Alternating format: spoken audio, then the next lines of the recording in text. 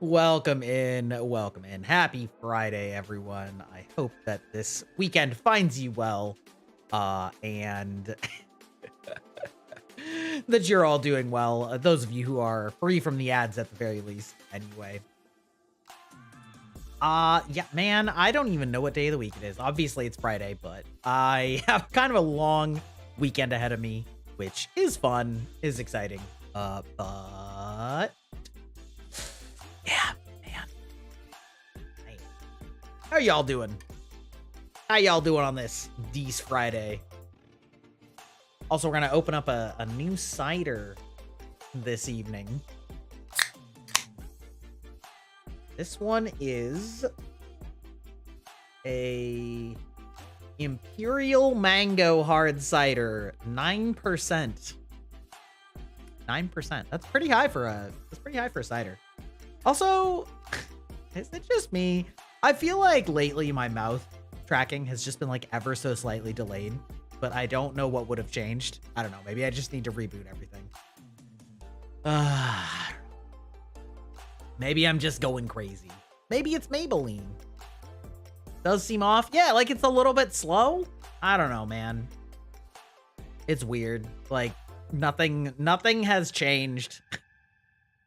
Just need to reboot all the boots, you know, re-beep all the beeps. I don't know.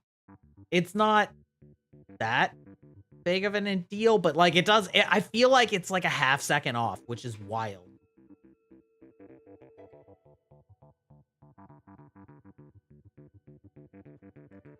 Anyway.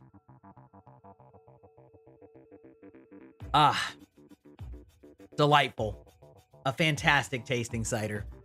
I can't really show it on the webcam because it's 90 degrees offset from usual, but, or well, 90 degrees offset. The camera is pointing straight down and this can is now open. So I could have shown you, I guess, 2 minutes ago before I opened it. But listen, we didn't plan this stream that well. Friends. Actually, hold on. Is my chat... Does my chat go on top of this hand cam? It does not. Let's put it behind that. There we go. Now you should be able to see it. Yeah, that's right. Showing, you know, listen, maybe if we get, it's like slightly angled. Yeah, there you go. There you go. I can like maybe the tall boy too. That's a giraffe with a space helmet. There you go. There you go. There's the content we're here for, baby.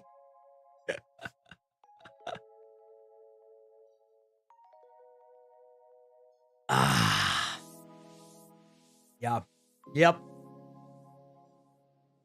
I'm a little sad that I forgot that today is the day that Stellar Blade came out. I'm definitely going to play that game just for like the meme value alone. If you don't know what Stellar Blade is, it is a action game that just came out of a Korean studio with sort of Souls-like combat and notoriously nice butt and boob physics, so to speak. And, you know, listen, we don't need to engage in any political ideology, but I do a lot of Dark Souls, and like, it's just, you know, it's right up my alley, you know, branding wise. So, you know, just simp a little bit. Is that the one with the bodysuit drama? Yeah, that is the one. That is the one. It's miraculously become a political debate, which is just fucking stupid. Opt actually sent me a video just before stream from Alana Pierce, who is a journalist slash, not really journalist anymore. She used to be a journalist. Now she has a YouTube channel, but also she works for Santa Monica Studios in the writing department. But she's been an industry veteran for over a decade. And basically she was expressing her exhaustion that much No, Eon Omnisia. Not every game involves your questionable bodysuit preferences. Maybe stick to games that suit your unique tastes. Keep the drama to yourself. Kuso Baka Baka. Kuso Baka Baka. Listen, I didn't even know you could say that. Listen, she's learning. She's adapting. But yeah, much like the Last Jedi drama when everybody, it's like you couldn't dislike that movie without being branded as like somebody that hates women, because there's so many people that were so vocal about hating it for really bad reasons that like just by not liking it for any other reason you got associated with it, or vice versa. And I feel like the same is kind of true here. Like there seems to be a lot of legitimate discourse that, you know, the story's not very good, which is both expected and totally fine in Stellar Blade. And, you know, people take that as like, just admit it, you just hate beautiful women. I like Bayonetta just fine, but the design made sense in game. No idea what the deal is with the current game because it's just barely out yet. I mean, there's some sort of like cybernetically enhanced cyborgs or something. I mean, they're not going to like, I'm sure, make much of an effort, but I definitely agree with the Bayonetta comparison at least, or at least bring it up as a point in which you can have somebody that's scantily clad and still have them have agency and power over their looks and whatever their persona and own it. To me, it comes down a lot more to like how much, and I mean, we see the same thing in anime as well. When you talk about fan service, and like, I think that there's a lot of nuance often lost in the discussion about fan service because there's very different kinds of adult situations, and the kind that I would consider bad, or at least bad writing and objectifying, is the kind where the audience is getting an eyeful. So, you know, it's like characters bending over just so that like you see, it's like the camera, quote unquote, of course, there's not like really a camera in anime, but you know what I mean. You know, is like right on the ass or right on the tits or whatever. And it's just like, or, you know, all those fucking obnoxious, like lands on boobs tropes that always happen, you know, but that doesn't mean that you can't have like sexy characters or sexy situations. It just has to actually be part of the narrative. Yeah, I never played Metal Gear, but I mean, probably similar. And I think it's gonna, again, kind of come down to like how the focus is as to like whether or not you accept it or not. If I understand correctly, I think that Quiet got a lot of like held shots on, you know, on that butt. Hey, how's it going, Rezonary? I remember you told me how to say it last time. How's it going? We are talking about Stellar Blade and how, yeah, boy, it's impossible to have an opinion without it getting highly politicized somehow. But I'm gonna be playing it because it's a Souls-like, and I like Souls-likes. And I really don't care about, you know, whatever. Yeah, Miranda Cam. Well, and I mean, I remember kind of both sides of that one too, with like the sex scenes in the first game that got so panned. The sex box 360. I remember those headlines on news sites about like, they are letting you have graphic like sex where you control the avatars and have them pick everything that's happening. It's like, that's just a fucking lie. There is a half of a butt shot in Mass Effect 1 sex scene. Like, it is the definition of tasteful / artistic nudity.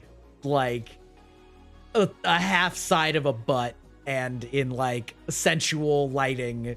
It is not a graphic sex scene, you know, and like that got panned. And then you go the other way, like you're talking about with Miranda in like skin tight latex with like constant focus on her boobs and her butt, which is, you know, the opposite problem, I guess.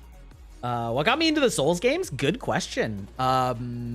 So I know I've mentioned this before on the channel, but certainly before you were hanging out with us, the originally, I feel like most people have either never knew this or forgot this, but Dark Souls 1 and Skyrim came out 3 weeks apart in the same year. And that, at that time, I was, you know, a little bit more on a budget, and I was really just interested in Skyrim. And one of my buddies decided to get Dark Souls, and I remember at the time being like, oh, this game is, I don't know, man, Dark Souls 1 is kind of ugly and janky. And to be fair to Dark Souls 1, it is kind of ugly, especially when you compare it to Skyrim, which obviously Skyrim doesn't hold up today to the graphics, but like Skyrim was a very pretty game at the time. And I just remember looking at Dark Souls 1 and just being like, I don't know, man, this is pretty janky. But he always kept trying to convince me to play it because, in his words, it was one of the like most satisfying action RPGs he had ever played. And I held off for like stupid reasons for a long time. But something about when Dark Souls 2 was going to come out, I was probably in between games. And I remembered, you know, I like all the trailers, they're hype like they do, as is their job. And I remembered that my buddy had always wanted me to play Dark Souls. And so I said, screw it, I'll get Dark Souls 1. It was probably on sale. And I'll play it before Dark Souls 2 comes out. And I did, and I fell in love with it. He was right. It was one of the most satisfying action RPG experiences I've ever had. And I think it helped that I was playing it not quite at release, so I wasn't, you know, it was a little bit easier to find some information. And I just really got into Dark Souls 1. I played Dark Souls 2. I know it's kind of the black sheep of the Souls games, but I enjoyed Dark Souls 2. I still agree that it's probably the weakest of all the Souls games, and they made some weird decisions that I don't like at all. So it's my least favorite Souls game, but it was still a good game.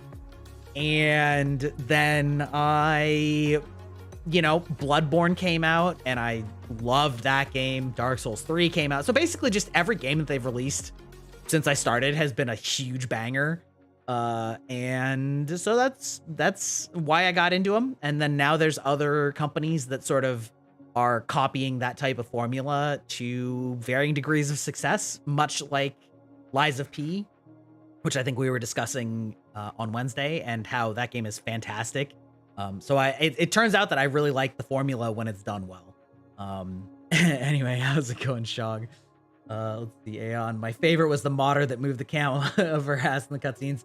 Same mod later came back on her butt when BioWare re-released it with the booty shot. Of course. Yeah, so. Anyway, but all of that is to say, I'm going to be playing Stellar Blade, and I'm probably going to be cracking jokes about cracks because I just don't take it that seriously. But I played the demo, and the gameplay was pretty fun. So, you know, that's about as much as I'm going to put into the, like, culture war side of that game. And it kind of just saddens me that we have a culture war about shit like that. It's like, of all the important things we could be upset about, a game with an attractive female lead that has a bad story, like, that has plenty of things to criticize about it, in addition to or instead of, that is just like, everybody's so fucking angry about it. And I'm just like, man, it's fine to not like it. It's fine to not like the aesthetics, or it's fine to like the aesthetics. I honestly just could not care. I don't know, man.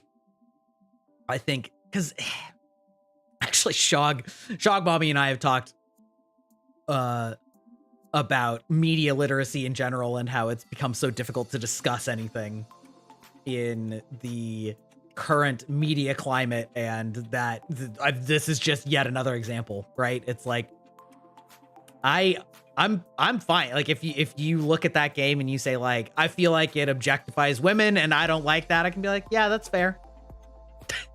You know, like, yeah, that sure. And if you look at it and you're like, I don't really care, she's hot and the gameplay's good, I'd be like, yeah, those are also true statements, you know? And like, if that doesn't bother you, then that doesn't bother you. And you know, it's, I had questions from people who used to commission latex suits when the character model I bet. Then they have no problem. Yeah. Oh, yeah, dude. Absolutely, Shog. They have no problem drooling over Aphrodite and Hades too. Or, I mean, yeah, just in general, it's like, it's, yeah, there's a lot of double standards about that as well. And it's just like, I don't know, man. Maybe just like make criticisms about the content and not make moral judgments on the people who may enjoy it for different reasons than you. I don't know, wild suggestion.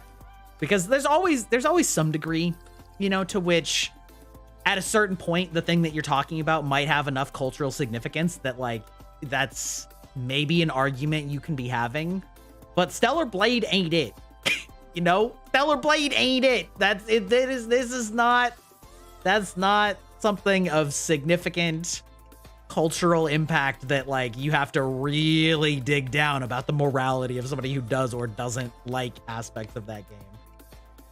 Yeah. Anyway. Sheesh.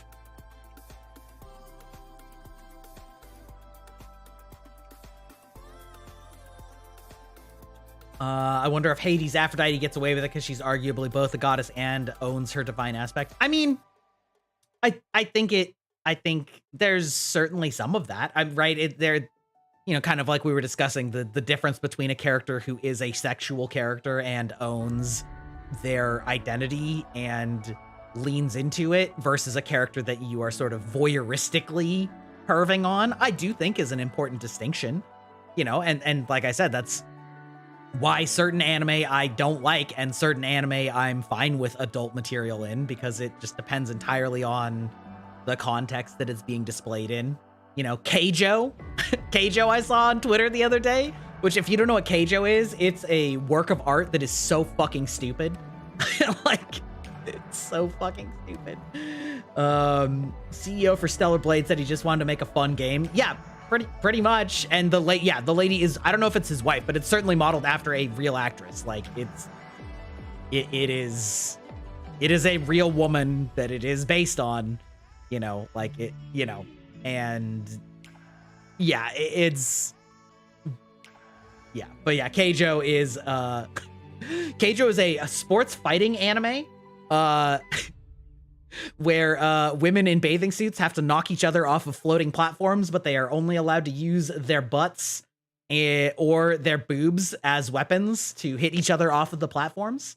And it's really stupid. Like, it is absolutely like a, you know, boobs and butts anime, but it is so stupidly funny because they play it so straight, like it's a fucking shonen battle anime, and they have like super techniques that are so ridiculous that it goes out the other side of being like insultingly fan service to being just hilarious. And so it's just like, it's that anime is stupid and it is hilarious. It is both at the same time. And like, yes, it's like objectifying female characters, but also it's doing it so stupidly that it's funny. It's comedy, you know. It's not like ooh tee hee, we're looking at these girls in the locker room. It's like, I pull my swimsuit into a wedgie so that it reduces friction and allows me to move faster. My bullet butt technique. Like, it's so stupid and it's so funny.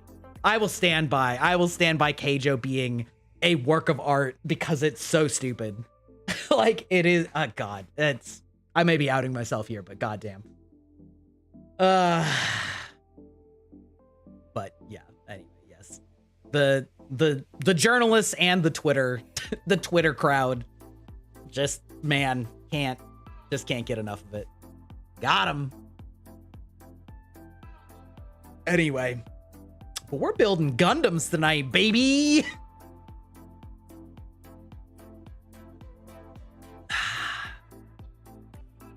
Yeah, Gundam. Oh, and I brought my, depending on how fast we get this done, I brought my panel line liquid. You know, we get some of that glorious capillary effect if we if we get the legs built quickly enough. Can't say sexualize a big stompy robot, but you know, Gundam waifu exists and I'm okay with that. Yeah, I know, man. Ooh woo.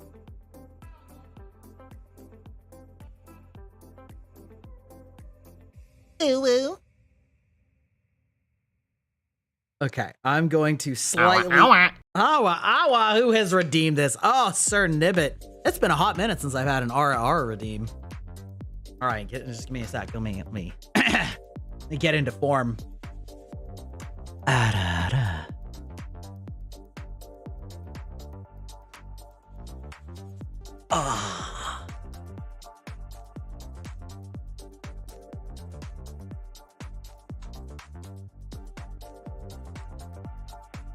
I'll rotate my camera a little bit so it's facing this way. All right. Which piece are we on? We are on the waist unit. Yeah, I feel like that was a pretty good one. I feel like I was feeling it there, you know? Okay, let's see. We use A white, B gray, and H1 gray. Okay, great. That's a bunch of shit we can get out of the way here. A white. Perfect. I was going to take screenshots of the current pieces I was working on, and then I got busy and didn't. So, do I tend to build a lot on stream? It is a more recent thing. It is I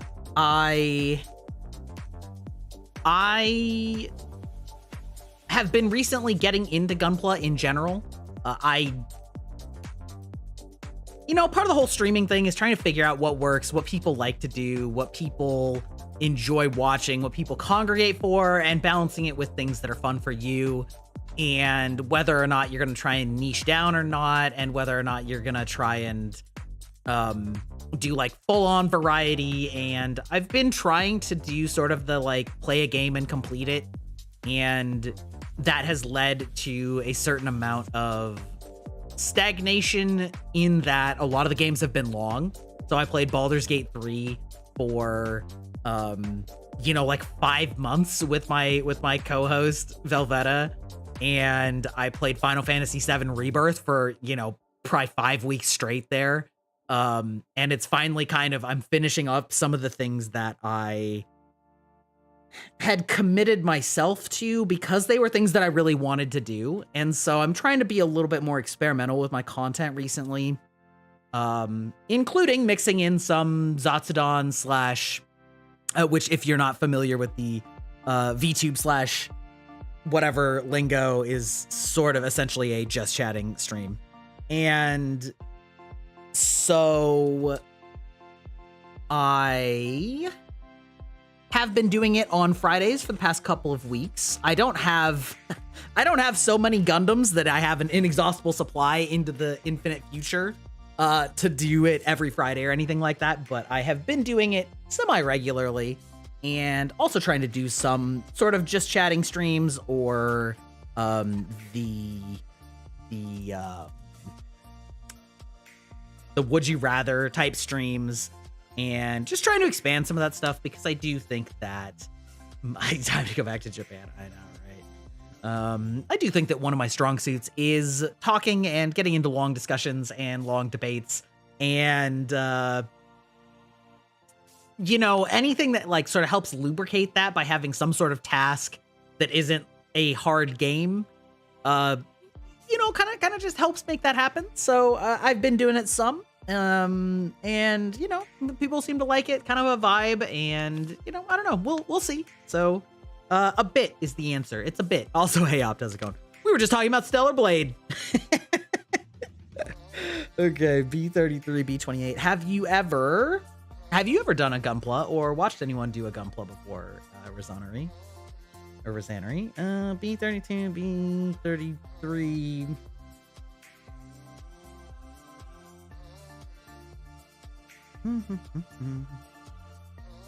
B32 and B33. This is H1. That would explain why I don't see what I'm looking for.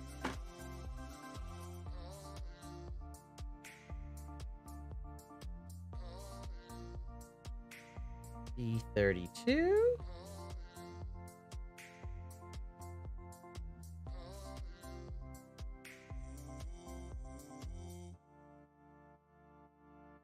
Gotta not clipper my frickin' my frickin' fingers there. All right, 32 and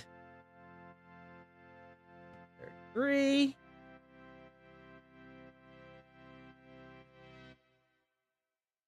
Doing okay, doing some family stuff right now.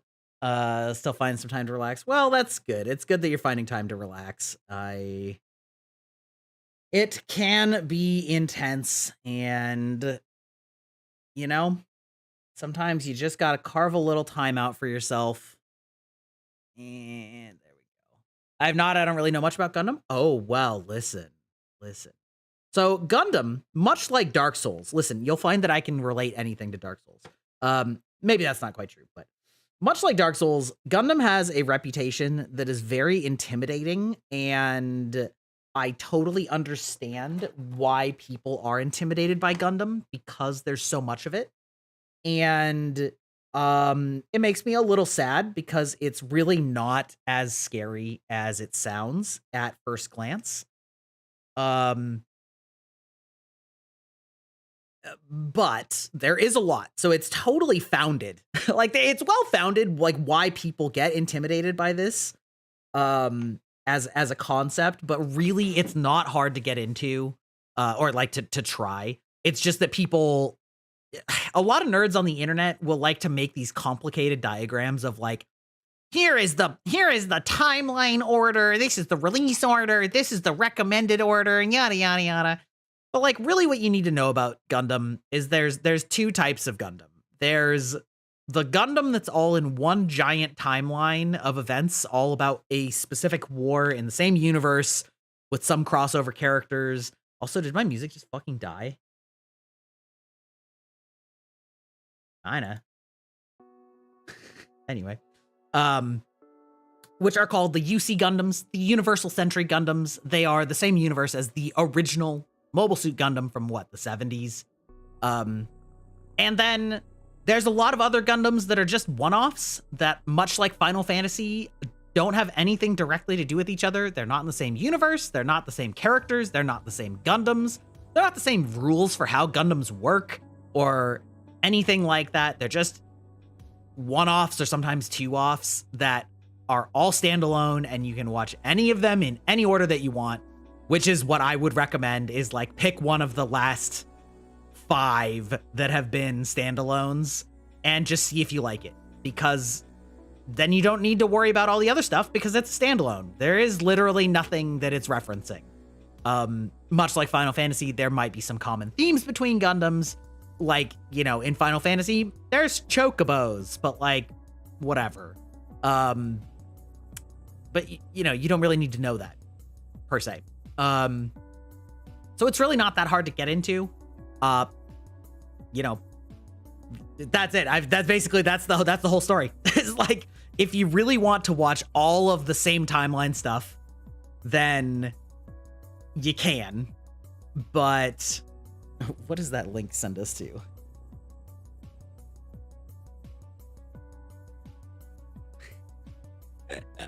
Wow, cool robot. War is bad. Yeah.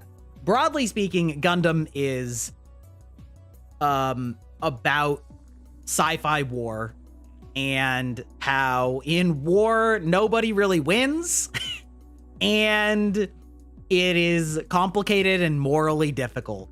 Like that's at the like heart of Gundam. Most Gundam stories are something about that. And in terms of types of mecha, I know that a lot of people don't like or think that they don't like mecha because they don't really care about robots, and that is valid, of course. But the thing is that Gundam isn't really about robots. It has robots. Wait a minute.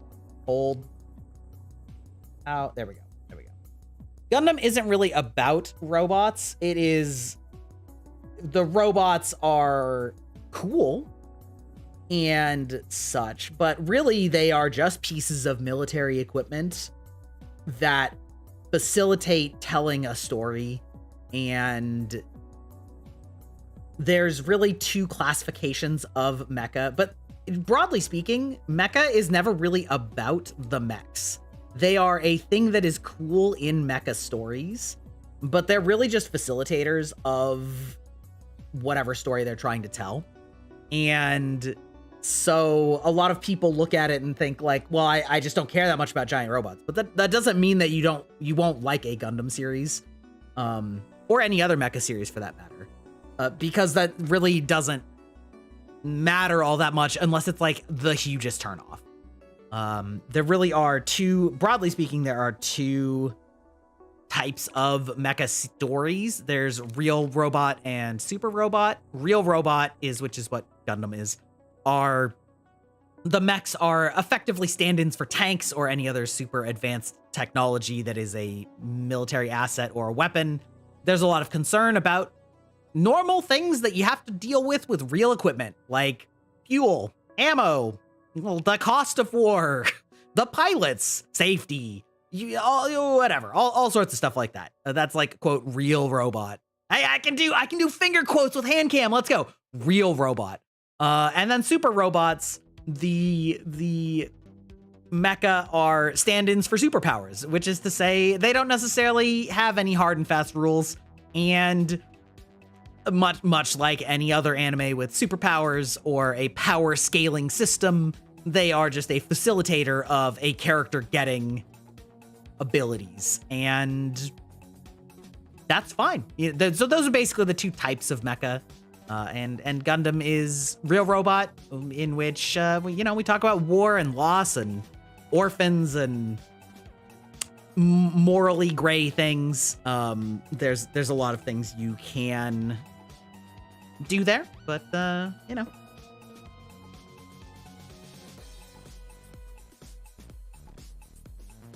Ugh.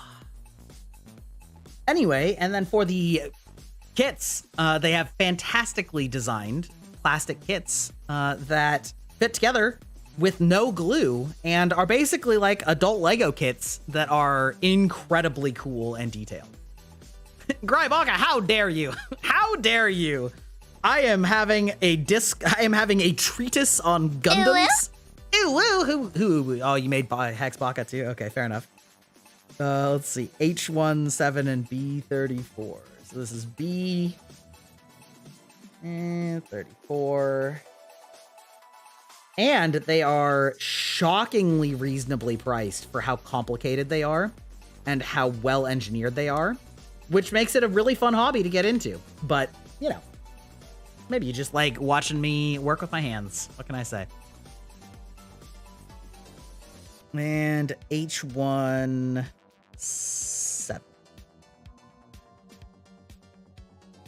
Wait, was that 34 or did I just mix them up? That was B30. Yeah, no, that looks right. Okay, great.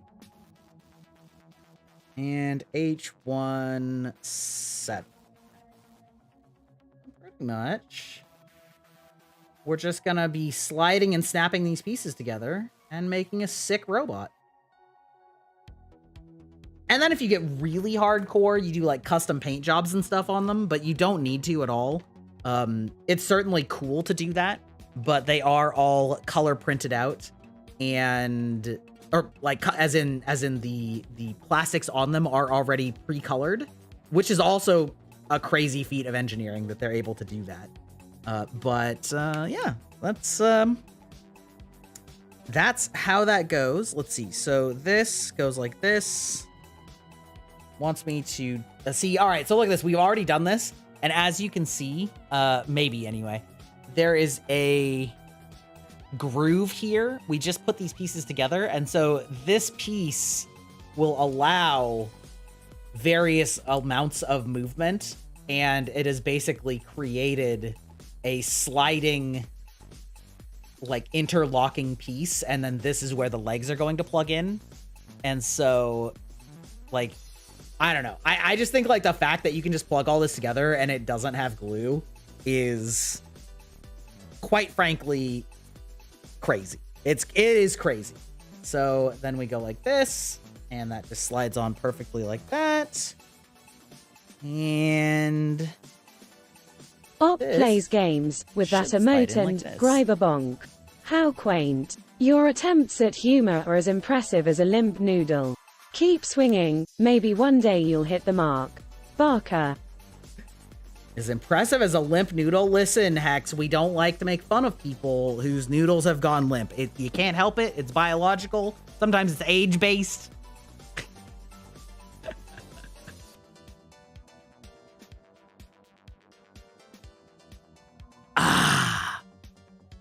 Also, Opt, now that I've drank more, I can show you. This is what we are drinking tonight. The Excelsior Imperial Mango, 9.1%. This is a big boy. All right, listen, I know that my hands are small, but like this is a fairly sizable can of cider. Yeah. Yeah. And yeah, as for the instructions, I can't really put them on camera very well, but basically this is kind of what you're looking at. They're all numbered, and so you just clip them right off of their little labeled numbered things and slide them together like they say. It is tasty. It's quite good. H1 number 8. H1 numero ocho. Numero ocho. I don't know, maybe one of these days I'll get a proper lighting setup for this so that it's like even more illuminated, but today is not that day. Today is not that day. Okay, and then, so I'm just gonna clean this up a little bit. Again, children, don't play with an X-Acto knife right in front of your fingers like this. Hey, Ern, how's it going? Hopefully you don't have work this weekend.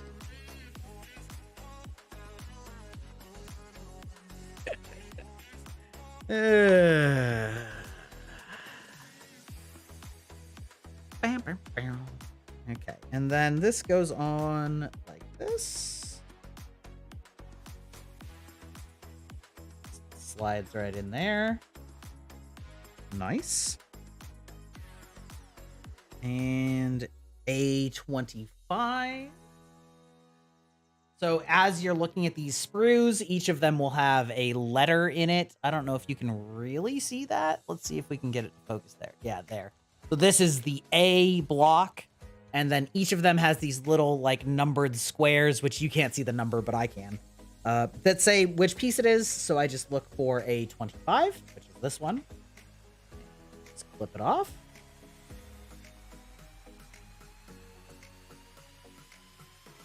And I'll have to show you when we finish it, probably tonight, hopefully, just how much mobility and posability is built into this thing and how crazy that is, again, for something that has no glue and all just fits perfectly together from cutting it off. It is quite impressive. Is that right? Feels right. Yeah.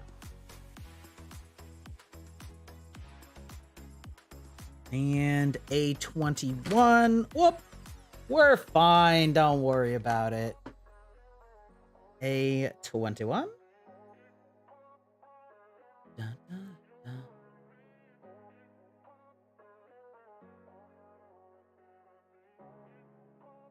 A21. Good Lord, I'm hitting the microphone a lot tonight. Sorry. And H19. It'll... Let's see.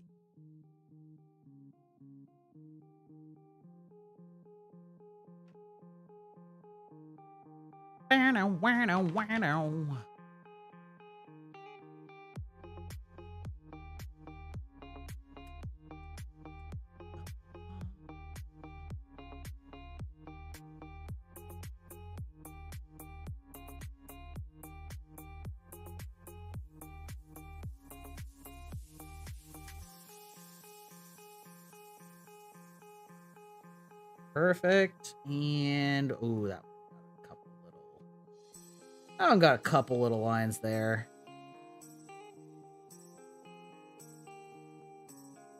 I think it's really interesting. Side note, I don't know if you guys saw, Twitch is looking to implement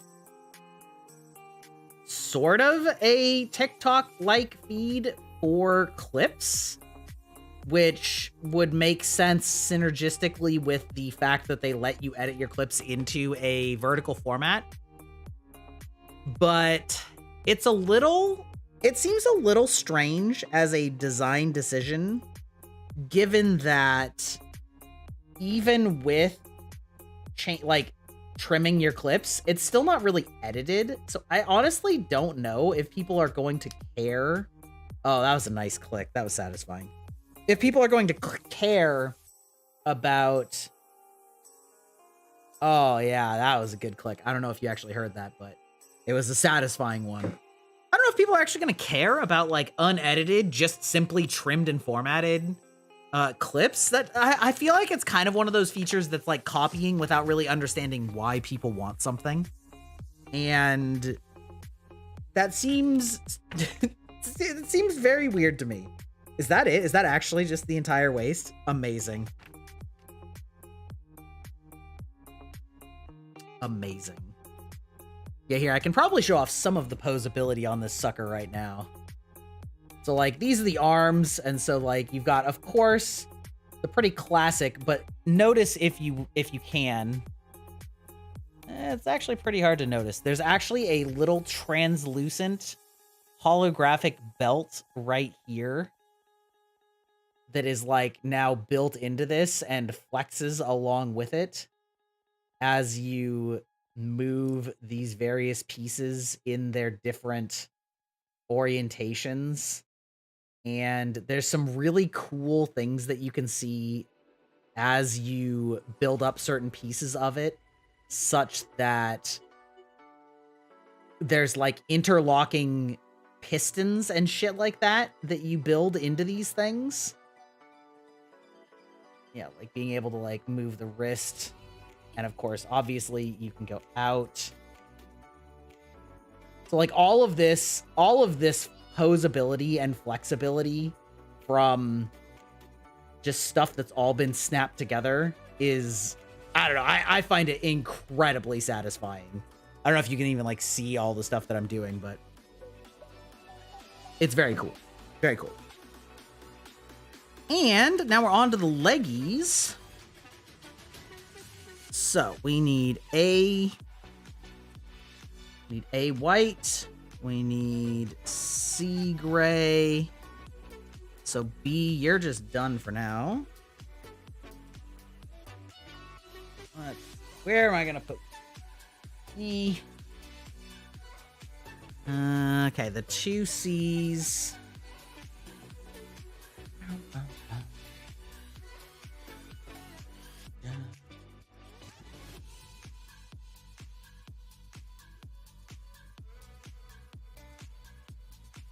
C, and the C also, probably.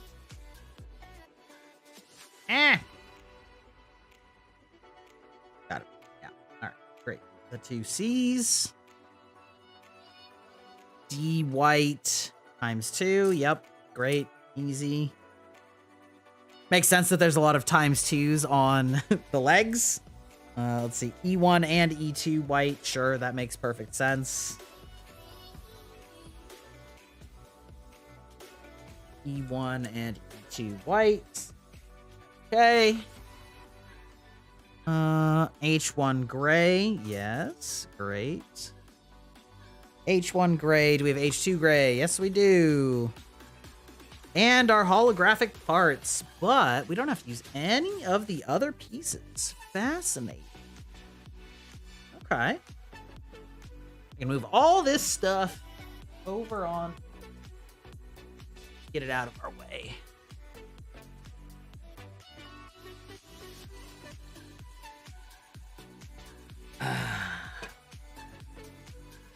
All right. Leg units times 2. Okay. So, H122. Just do it one at a time.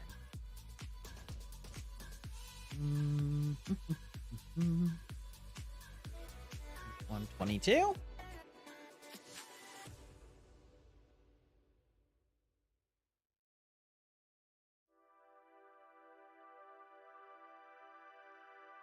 And what else we got? We got H123, easy. Love it when you put the pieces right next to each other.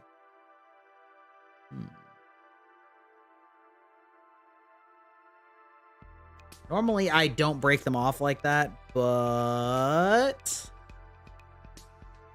that one's a little bit tricky, so I'm just going to clean that up real quick.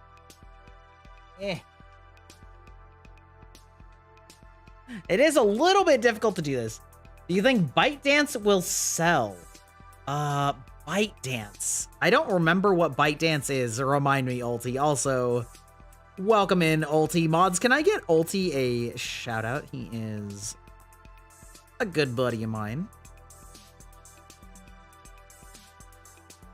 Oh, that's right. Yeah, I was gonna say I recognize it. No, I don't think that they're gonna sell. I think that this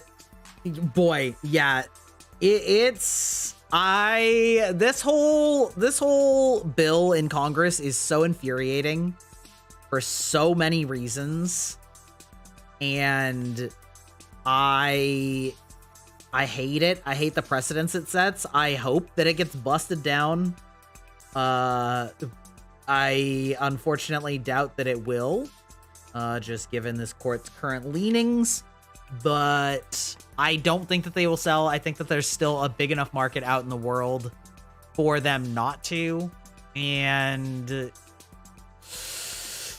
I think anyway, I don't know. It rubs me so wrong that all of the justification for banning TikTok is all about the, like, think of our children and our national security and all that shit, except, you know, like, they aren't actually imposing any regulations. They're just saying, we want your shit. So that kind of is giving away the game. They just want their shit, and maybe the reason that they just want their shit is because TikTok is the only one that they don't have a backdoor into, which is concerning in a completely different way, but also a not unexpected way. And it's really giving away the game that they don't actually give a shit about the parts that they're saying. And honestly, I don't feel like we need to give any more of a monopoly to the companies that are already in that space and not really competing with each other adequately, which is exactly what selling to one of them would do.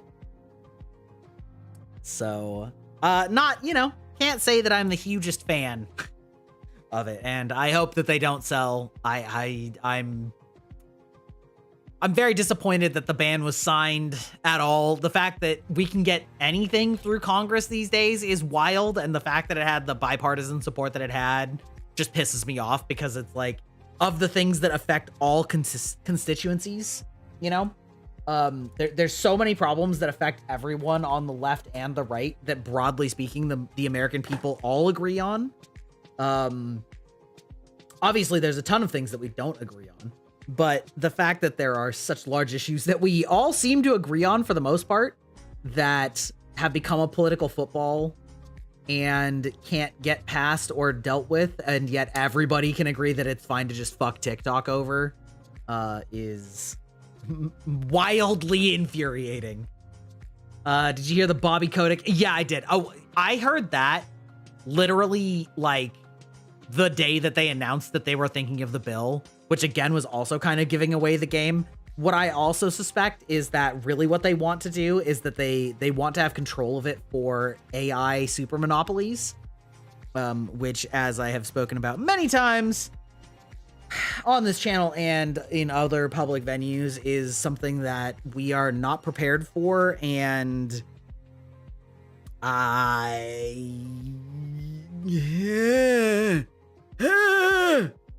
don't know, like the fact that basically my hypothesis is that all of these mega corporations are going to just get away with stealing all of our intellectual property and integrate it enough that it will be impossible to disentangle.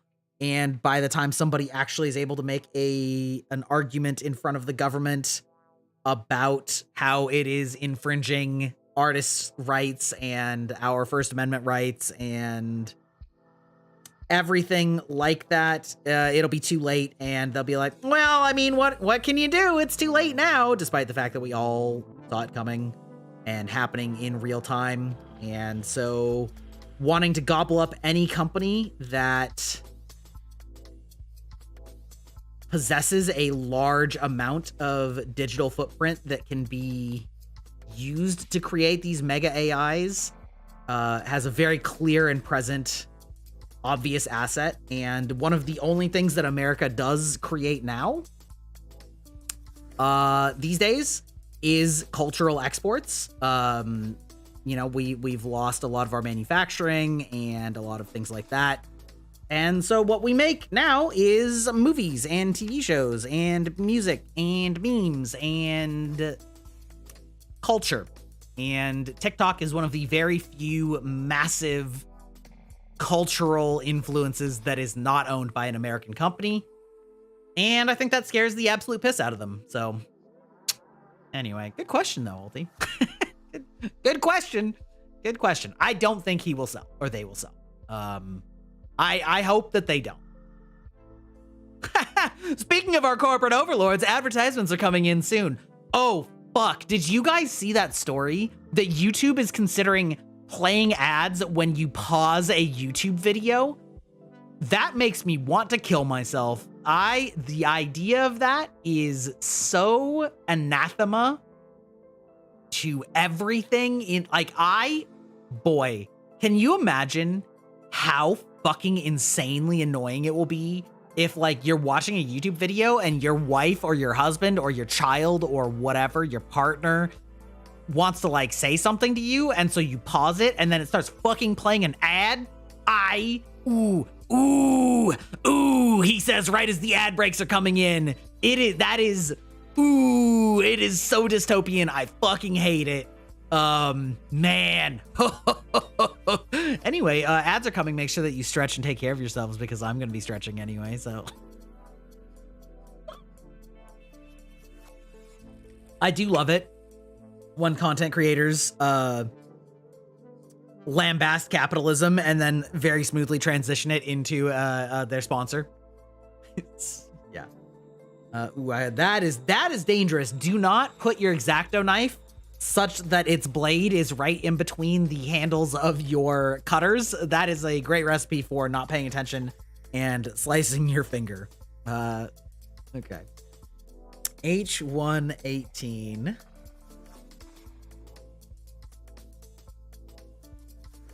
16, 17, 18.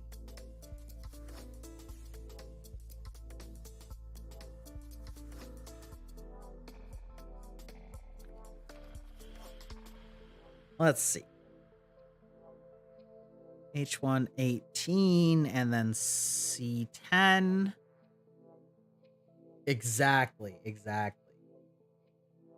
C10.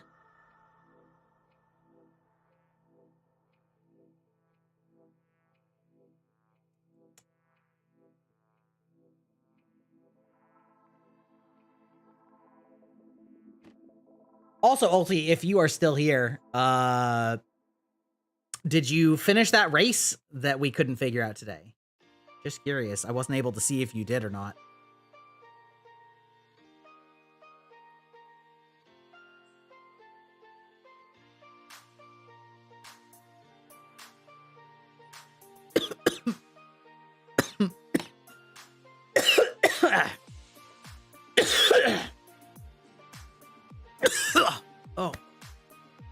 Oh God.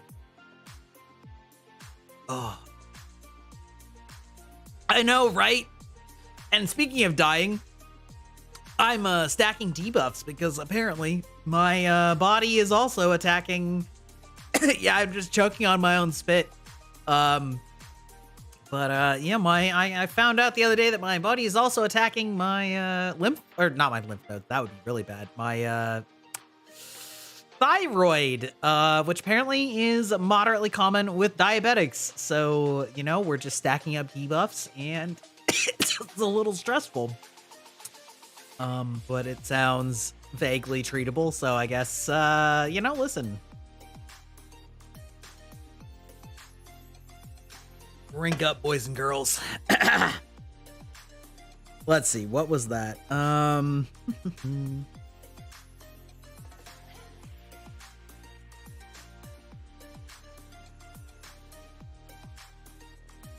So then this goes in like this. I bet this is going to be really fucking cool. So like this goes in here. And this goes like this. Oh yeah, I can see. Look at that. Look, this is sure a foot. Look at this. I don't know if you can see this. We are building a foot with like a flexible arch. And then that's gonna plug in. Oh yeah, that's cool. That's cool. You'll love to see it.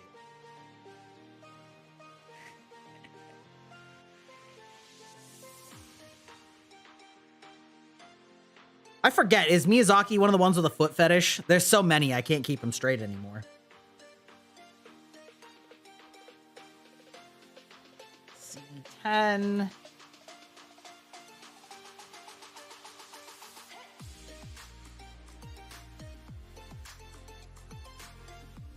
I feel like somebody needs to do a deep dive on the rise of being openly a foot fetishist and the rise of VTubing, because I feel like there's a strong correlation between those two. And I'm not sure why. It's like the memes just became a thing, and then it's like VTubers got popular, and so VTubers making memes about it became popular, and then it just sort of like it built on itself, you know? I don't know, maybe it's just me. A lot of foot fetish oh, yeah. Right.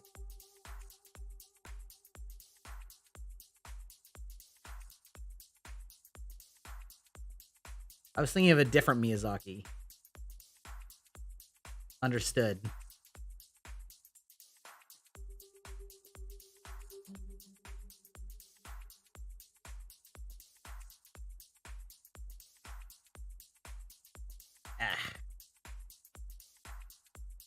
Go.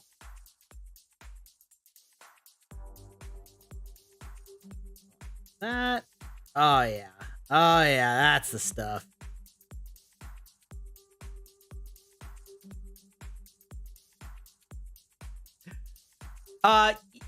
I mean, yeah, me too. I usually do too, but you know, you caught me in a moment of weakness.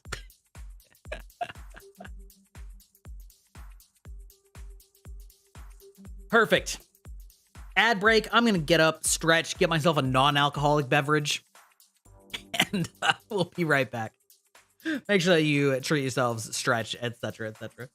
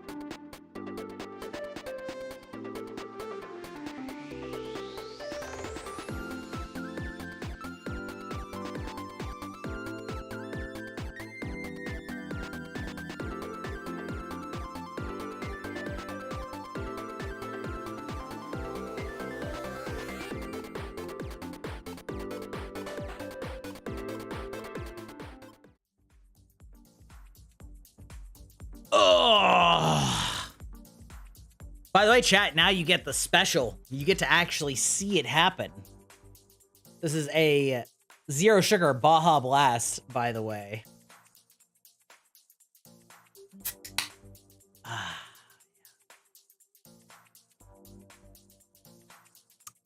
Oh, baby.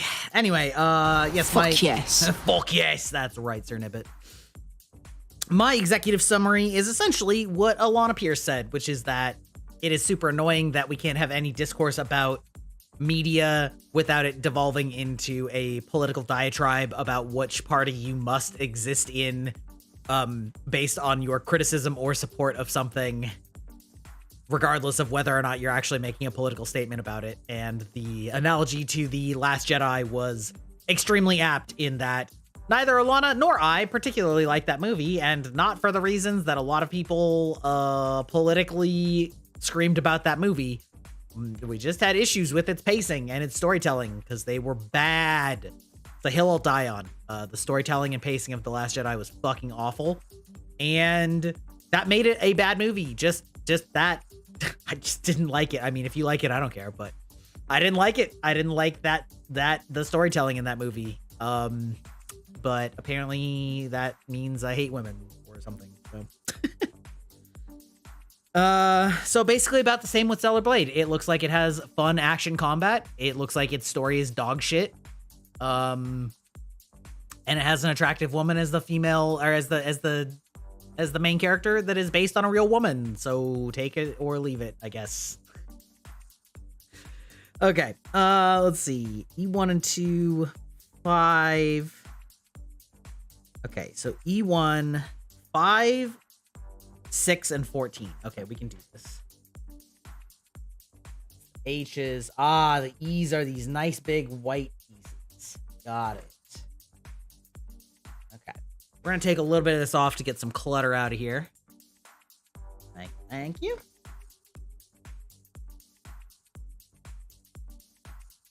Okay. E1, 5, 6, and 14. So 5.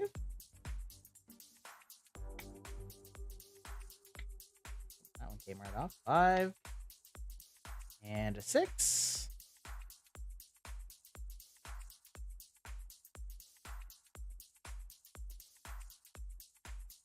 I'm going to move this just ever so slightly. Okay. Maybe give myself a little bit better.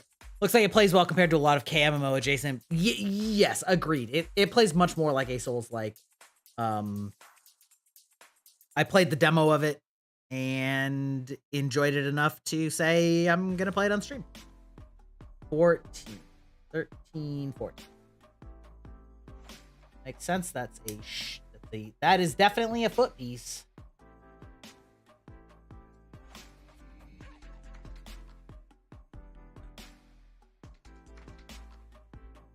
Clean these up a little bit. Now, you'll hear me say clean it up a little bit. Basically, all I'm doing is just rubbing the pieces where I cut it off from the mold so that they are smooth.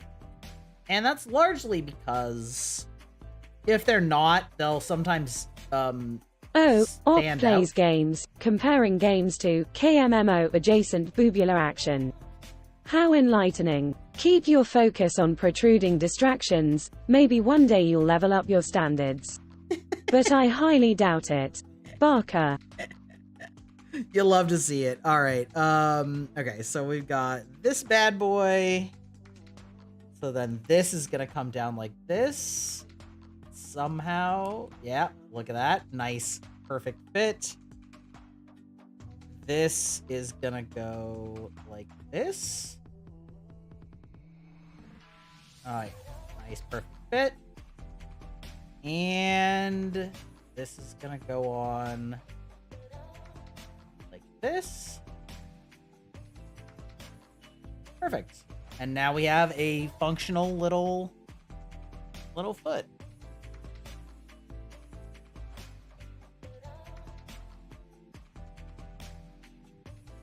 It's true. It's true, but like also, you know, I'm not gonna give liberals the pass on this one either.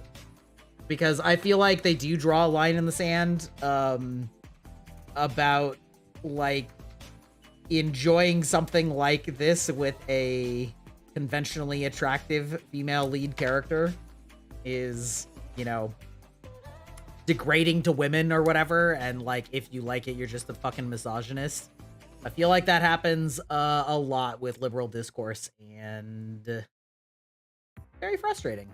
Very frustrating, even if I broadly agree with a lot of that. A lot of the core tenets, I feel like a lot of the counterculture movement comes from people feeling like they're being called awful people for enjoying something that they're just not thinking that hard about. You know what I mean? I think the problem is that a lot of academic discourse gets framed as a moral judgment rather than an academic discourse. What's the third piece I'm missing? E2 port. And surprise, surprise. Oh no, it's just out of my line of sight. Surprise, surprise. You know, people don't react well when you tell them that they're a piece of shit. Even if you're not actually trying to tell them that, if that's their takeaway, it means that your messaging is bad. You have failed at your messaging. But anyway, we can get off this subject for now. But that is my general takeaway, is I really don't care that much. It was fun when I played the demo, and I'm gonna play it because VTubers and Booba, what can I say? Unleashing my inner juvenile wishes I was still a teenage self, and playing a game that is fun with them titty. All right. Okay, C 8, 9, and 14. What do we got here? And then this is a ×2 as well. Yes. Okay, great. Pretty much everything when you're doing like legs and arms, you basically have to do twice for obvious reasons, but you have to like make sure which pieces you're supposed to do twice, because pretty soon you'll find yourself being like, wait, I don't have that piece. Ah, yes, Dead or Alive on Xbox. Simpler times. Yeah. C 8, 9, and 14. So what are we looking at? We're looking at 8. Start working on 9 at the same time.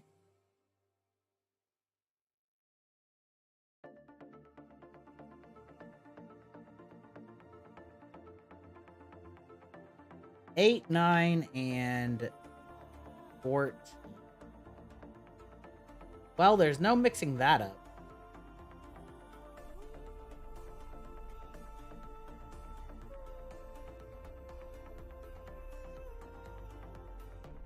Up, up, up, up, up, up.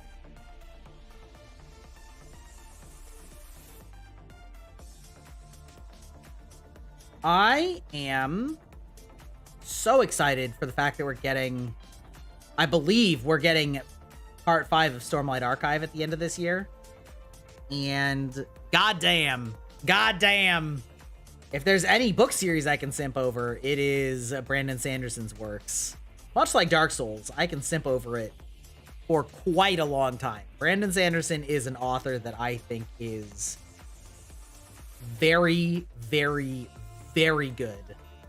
Very intelligent, writes very engaging fiction with very fresh ideas, and I love him for it. This way. This way? Is that right? Yeah, that's good. It feels right. And the Stormlight Archive is a fantastic work of fiction. Now, if you haven't read any Brandon Sanderson, I would not start with the Stormlight Archive. But it is fantastic. Very interesting, very well written. He does a very, very, very good job at creating cultures that are reflective of the way that his magic systems work. 10 out of 10, let's go. I've had Berserk Deluxe Volume 6 on your coffee table for a couple of months. Yeah. You have part 4 and you haven't started it yet, not sure why. Understandable, Sir Nibbit. I will say Stormlight Part 4 is different than what most people were expecting, including myself. And I think the sooner you come to terms with it not being like the first 3, the better the time you will have with Part 4. But I think that very often with fantasy, you end up with problems where it's like, well, if your magic is this powerful or this versatile or this whatever, then why are any of these other things problems? Or why does it not, like, why does your culture in your magic world seem identical to either, you know, medieval Europe or, I gotta make sure this is, or current day or whatever, depending on your time period. And, you know, like why does it not feel like it has been an influence despite how powerful you want to make it sound or how ubiquitous you want to make it sound or how whatever. And I think that he does a really interesting job with that, and also just with making things that aren't just ripoffs of medieval Europe. Life's just getting in the way before FF7 taking up all your time. Yeah, exactly. Also, how's it going, Mecha Rosie? We were talking about Brandon Sanderson. So like one of the things I will actually level this criticism. Not at Sanderson, but one of the things that I frequently criticize about anime, especially isekai anime, is that so much of it feels low effort and predicated on the assumption that the viewer base has seen a lot of other anime and or a lot of other isekai. And so instead of wanting to develop a fully fleshed out story and characters, they take shortcuts by basically just saying, well, you know, it works like JRPGs and you know what those are, right? And it makes them feel very flat and hollow, at least to me. And I think the same is true with a lot of fantasy authors. I think that a lot of the time they want to just say like, well, it's Europe. It's 1700s Europe. And then we add a magic spice, you know, and then that's it, right? And I think that that also feels hollow. I think it's typically a little bit better received because there's less of an emphasis on character tropes and more just on like magic and world building tropes or whatever. But I think that a lot of authors fall into that trap with medieval fantasy. And I think Brandon Sanderson is one of the few that truly makes a world that does not feel like medieval Europe. And all the fact that he does it again and again and again and again with his different series, and they all have different worlds and different cultures, is extremely commendable and very interesting, and is a huge strength, in addition to the fact that I think that he has such excellent views on the fact that magic should not just like, it's not satisfying to just say like, and then they used magic and solved the problem. Like that's not a satisfying way of writing, which is why he has written his generalized principles of magic such that, you know, if you want your magic to be mysterious and have abilities beyond the comprehension of the reader, then you shouldn't solve your story's problems with that magic, because then it's unsatisfying. And so he tends to go with the route of having very well understood magic, and then solving problems with magic, but it's magic that is perfectly logical and is fascinating, and yet he still makes it interesting. And there's still tension. And so the Stormlight Archive is incredibly good, but they are very long books. And the entirety of the magic system in the Stormlight Archives revolves around. It's almost like if you took paladins from D&D. I cast 10th tier spell. BS. Yeah. If you imagine like a paladin, right? Somebody that's taken an oath and dedicated their life to it. That is essentially the basis of magic in the Stormlight Archive, is taking oaths to principles. And there is very specific magic depending on the kind of oath order that you belong to. And so from a magic perspective, it's interesting because each order has a different combination of abilities. But there's like some overlap between them because they come from the same like base core sets of abilities. But what makes it interesting storytelling is that no one order or oath can be infallible or correct. It's much more about how you view the world and how you process your own trauma. And so trauma is a recurring theme in the Stormlight Archive. And it's sort of set up in such a way that characters essentially trap themselves in their own mindsets because their magic comes from being dogmatic, but that inevitably runs into a dead end with reality. And so it makes for fascinating storytelling where it's like, in order to get more power, you have to actually evolve as a person and as a way that you think and as a way that you perceive the world, which is like such a perfect way to entangle magic and character progression instead of just like, oh, I got strong, I learned, right? Because it's the battle is an internal logic about, and it depends on which character and which order they are, right? But like the one of, you would say, the main characters, his whole oath is about protecting those who need protection. And his conflict in the first like 2 books is, does that extend to people I don't like and I think don't deserve it, right? It's kind of like the doctor or the lawyer's dilemma of like the Hippocratic oath, right? It's like, I should treat people even if I hate them. And like how that manifests in a war, and in a war specifically that you have been traumatized by. And it's like, you know, that's like a great emotional movement to get through, and a battle that is reasonable for you to like struggle with. But then the problem becomes like, well, what happens if I want to protect 2 different people that are opposed to each other? Like, how can you even do that, right? And so that's like, as the story moves on,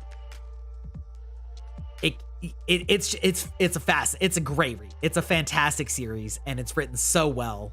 But it's big. You know, each of those books is like 1,000 to 1,200 pages. Like, they are big, and they are fascinating, and they are incredibly unique. But also, I understand that most people ain't got time to read a 1,200 page book, let alone 5 of them. But goddamn, as an author, I mean, what a fucking legend. Okay, I just did these D13. All right, we're getting back to building Gundams, all right? God damn it. I don't even have that much left to go. All right, E's, D's.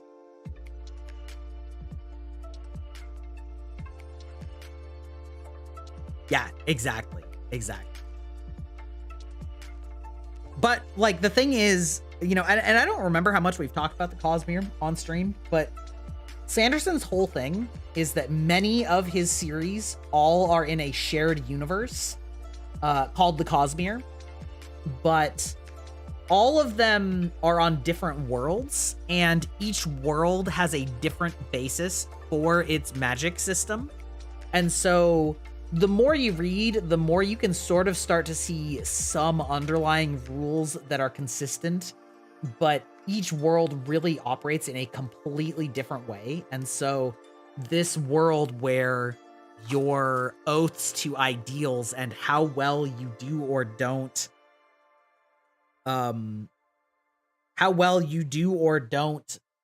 stick to them in the face of danger or trial is only how the magic works in the Stormlight Archive.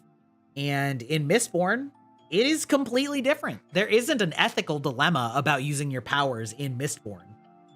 But that also means that Mistborn aren't stories about using your about your internal struggles, right? It's a very different kind of story.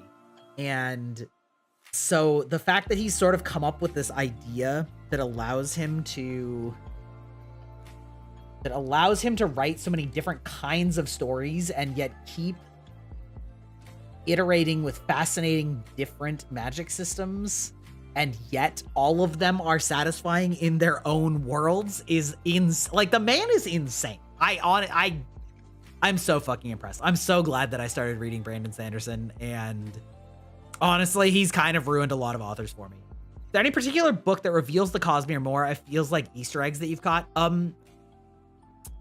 There is no one book. There is a novella called Secret History that takes place on the Mistborn world, and you probably shouldn't read it until you've read most of the other books, because it starts tying together things a lot more directly. And the later you go in his books in terms of real world chronology, the more he is starting to hint at the direct connections between the worlds and how those things connect to each other. And a lot of it comes down to things that you can read between the lines, and people have written a lot. Seems kind of like the thing, you peel back the curtain too much, it ruins the mystique. No, I think that would be true if he peeled back the curtain too much, but I think that he rides the line very, very well of giving just enough understanding that it keeps you interested, and he's very meticulous with either foreshadowing or hints that you won't catch your first read through, but you will on subsequent read throughs. But when you peel back the curtain with knowledge of the Cosmere, especially once you've read enough books, you, the reader, will start being able to see when he is being consistent with a phrasing. And the reason that he is consistent with a phrasing is that the consistency is important because it ties into a plot reveal or a magic system constraint or things like that. And so then you get to go on the journey of, like, if you're really in tune, then you can start piecing it together as you're reading it. And then if it pays off, you feel so fucking smart. It doesn't ruin it. It's like, holy shit, I am so smart. And the only reason that you feel smart is because he is that smart to make it consistent. And if you don't, then it's just like, holy shit, that's cool. And then if you like reread the book, you're like, how did I miss this? Right? But it's kind of hard to explain without going like deep into spoilers. But there's like, the more, now that I've read all of them, I'm picking up on very subtle things. And even then, it doesn't really like ruin it. But you start picking up on things that like are consistent, like something, you know, have you ever seen those things where like, you know, like a stage magician or an illusionist or a mentalist or whatever will like say a word that feels random, but your brain kind of just pastes over it because because it just like, it's kind of weird and you just assume that you misheard it or whatever. But like, if you've seen it enough, you kind of start understanding that if you continue consuming content of that type, you'll be like, we're going somewhere with this, right? It's like that. Like, it still doesn't give you the exact answer, but it can give you a piece. And in Mistborn, which is my suggested starting place for everyone that's getting into Sanderson, because Mistborn is a fantastic trilogy that is self-contained, and you don't need to know anything about the Cosmere at all. I mean, you never need to know anything about the Cosmere, which is also kind of how he avoids having to peel back the curtain too much, because it's never strictly important, and if it ever is, it will probably only be in the very last books. But there is something in the third book of the Mistborn trilogy that is vitally important. It is something that you only understand the rules for in the third book. It is hinted at in the third book, but it's also like it is, maybe I shouldn't say it's hinted at, but it is internally consistent all the way from the first book, even though you don't quite understand, you don't see it as significant in the way that you wouldn't see a stage magician saying a random word as significant, but it is. And if you understand the way that he writes well enough, you might pick up on it earlier.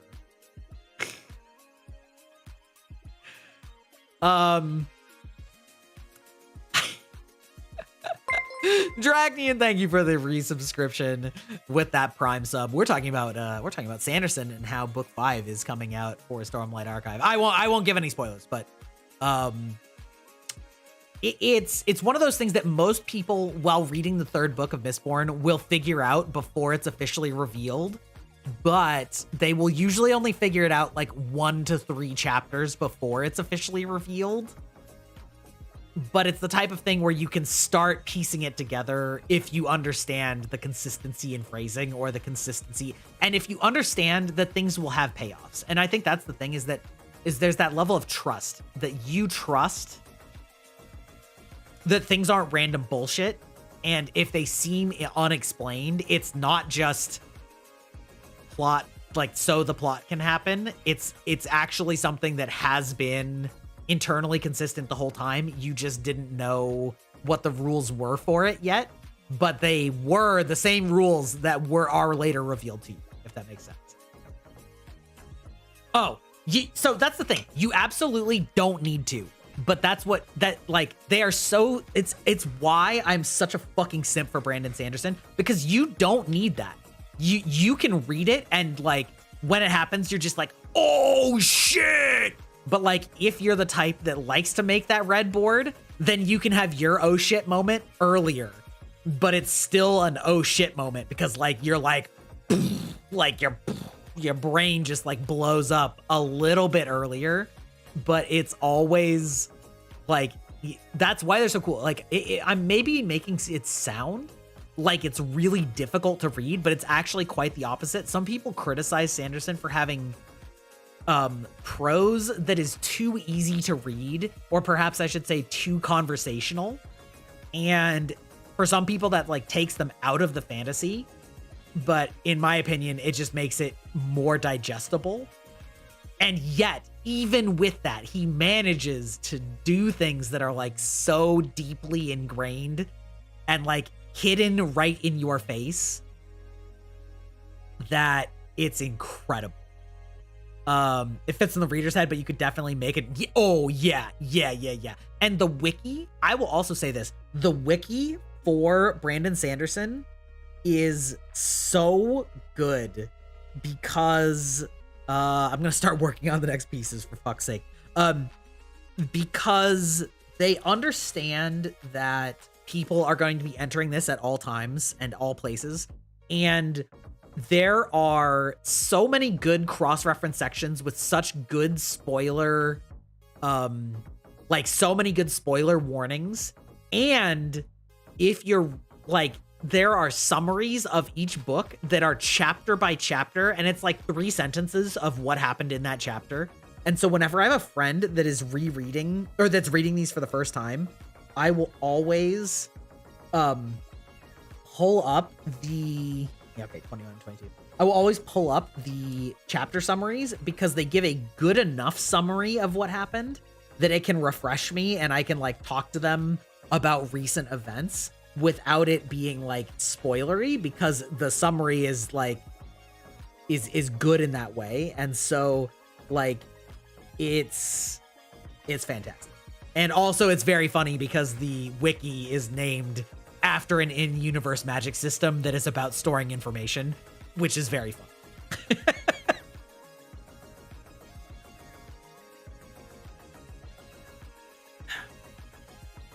Let's see. C21, 22, and H1.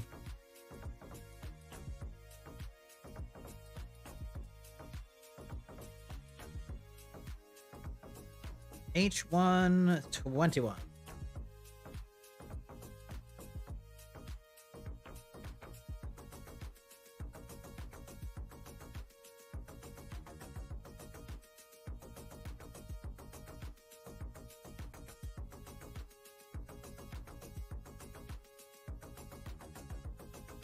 Also, like, I mean, okay.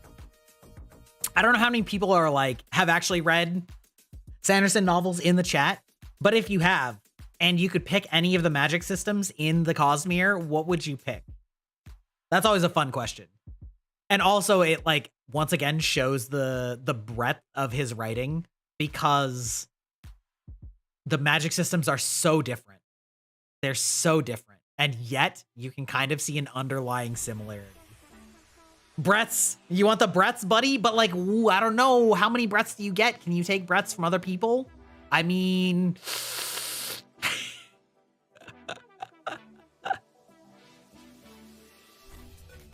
But then passive buffs are pretty strong, you know? Okay, let's see. So this thing goes like this. And then these strap on exactly like you would expect. Wait.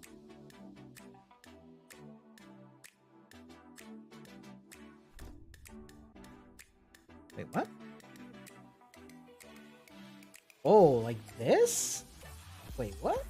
Oh, that's actually not what I would expect though.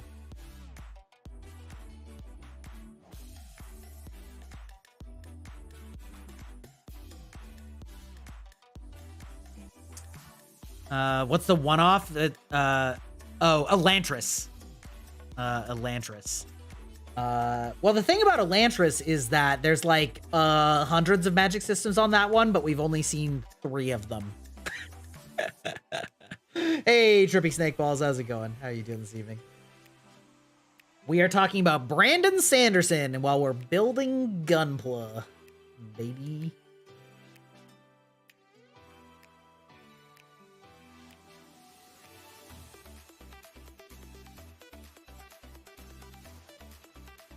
I don't know, man. I think I feel like one of the Mistborn ones would be the most like, I don't know, like real life applicable, perhaps. This. Yeah. Oh yeah, that's a snug fit. That's a snug fit. Oh yeah, that's. Oh, look at that. Look at that, like thigh or knee. Oh yeah, baby.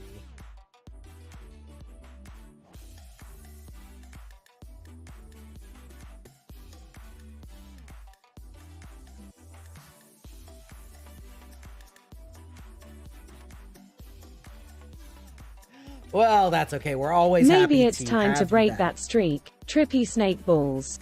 Watching the stream might actually be a refreshing change from your usual dull routine. Or just continue crying in your little corner, up to you. Kuso. Holy shit, Hex roasting the stream return viewer. Damn, girl. Damn.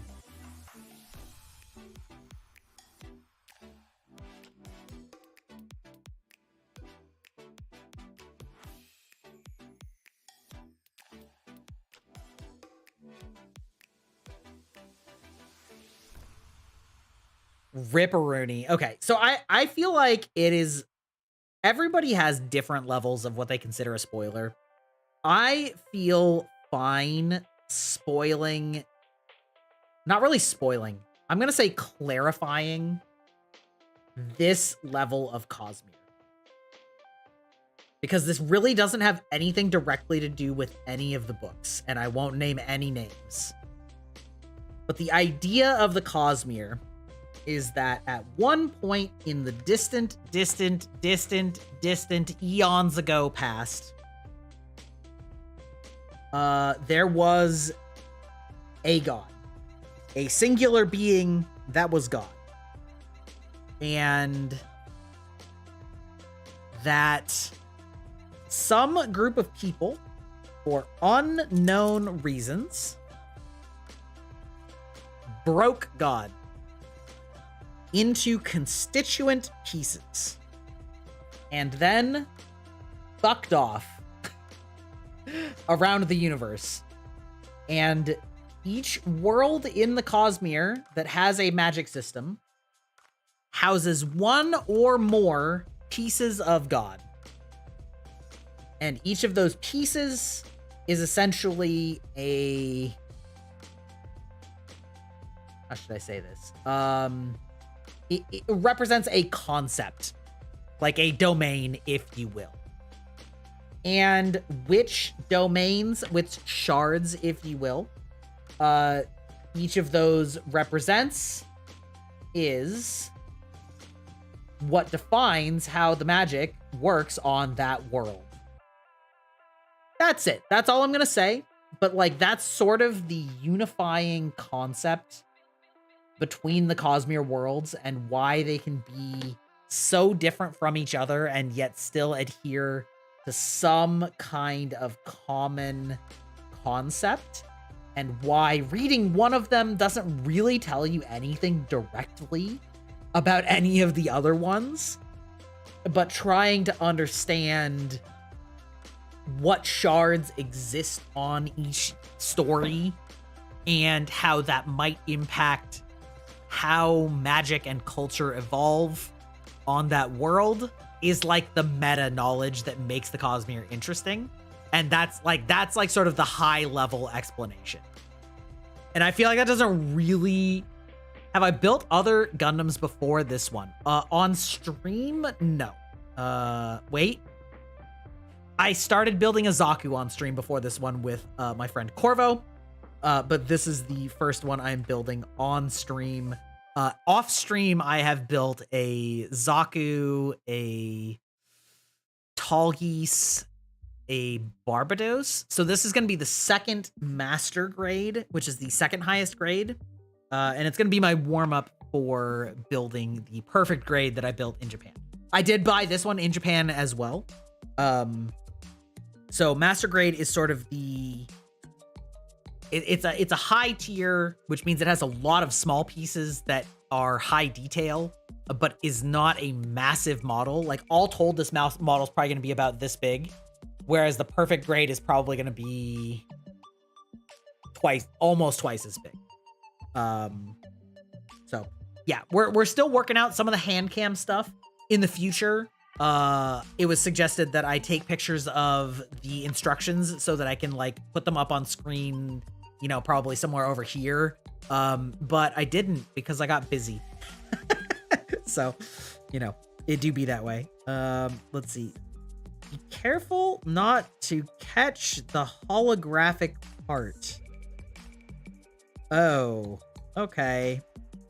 See 12, 20, and 19. Okay, all right. We're back to the holograms. We're in scary territory. Scary Tory, if you will. There probably are. To be perfectly honest, they probably are. There's not really any reason not to. See 12, 19, and 20. But also... it's hard to be asked to change your entire stream setup while you're live on stream. And I also have a bunch of updates I need to do. Side note, by the way, I'm going to be in an Overwatch 2 tournament tomorrow at 10 a.m. Pacific, 1 p.m. EST.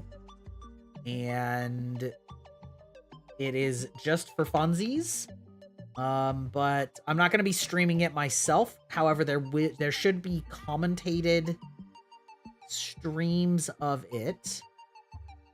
I've posted on Twitter. We'll see if I remember tonight to post it to the Discord or not. Should just be pretty fun. There are for Lego sets. Yeah, that makes a lot of sense. That makes a lot of sense. Okay. So that goes there. That goes there. Okay. So we got this bad boy. And this, which is gonna go like... No, that's not right. Where are you plugging in? You plug in there. Oh, okay. All right, I'm starting to see the pattern. Careful with my X-Acto knife. This is part H. H. Yeah, so by the way, if this is your first stream, these have holographic plastics that I attach to it, which is fucking sick, but also scary. Make a Twitch story about the tourney too. The 3 streamers I follow who actually use stories get a ton of exposure on my feed. I see. I honestly don't even know how to do that as a VTuber. There are so many of these features that are like, hey, just record something and push it live immediately, but you like record it with the app, which means that you're like recording it of your face, not of your like VTuber model. And I know that you can do it. I just don't know like how you do it. Okay, so this is the top. This way, and then these go like in here. That hold on. Yeah, so that goes like that. Okay. And then this part goes in here. Okay. Oh, okay. And then this part, be careful not to catch the holographic part.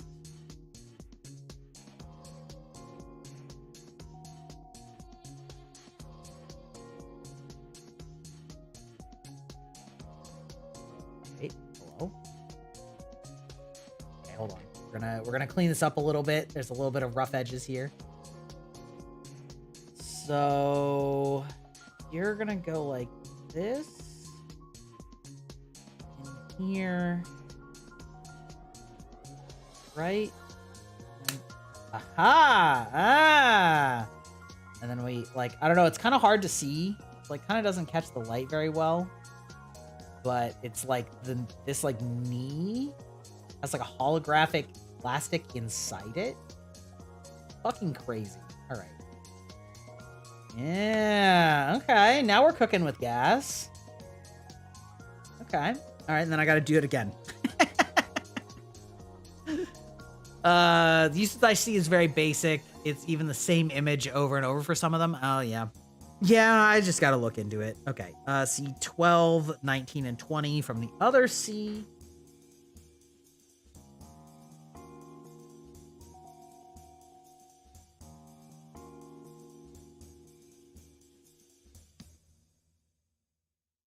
C12, C19 and 20.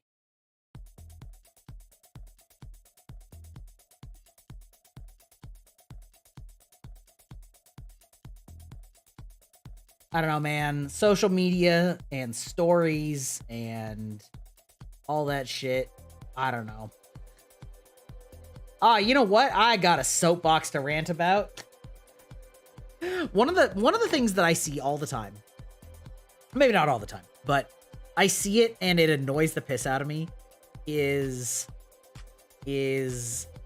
and maybe it's because I'm thinking about it in too broad of terms or whatever, but when people talk about the YouTube algorithm, or really any algorithm, And there's like one of the high ups at YouTube that's like in charge of the feed algorithm basically has just said, replace algorithm with audience because the algorithm is your audience. That's bullshit. It is based on audience. It is based on human metrics, but the algorithm is a real thing, and it is not just quote unquote the audience. And there are so many things that show that it is extrapolating from your audience. And I understand to an extent when people are building things that they will get concerned about, like, well, how do I do something that the algorithm will like? And to a certain extent, the answer really is, how do I do something that my audience will like?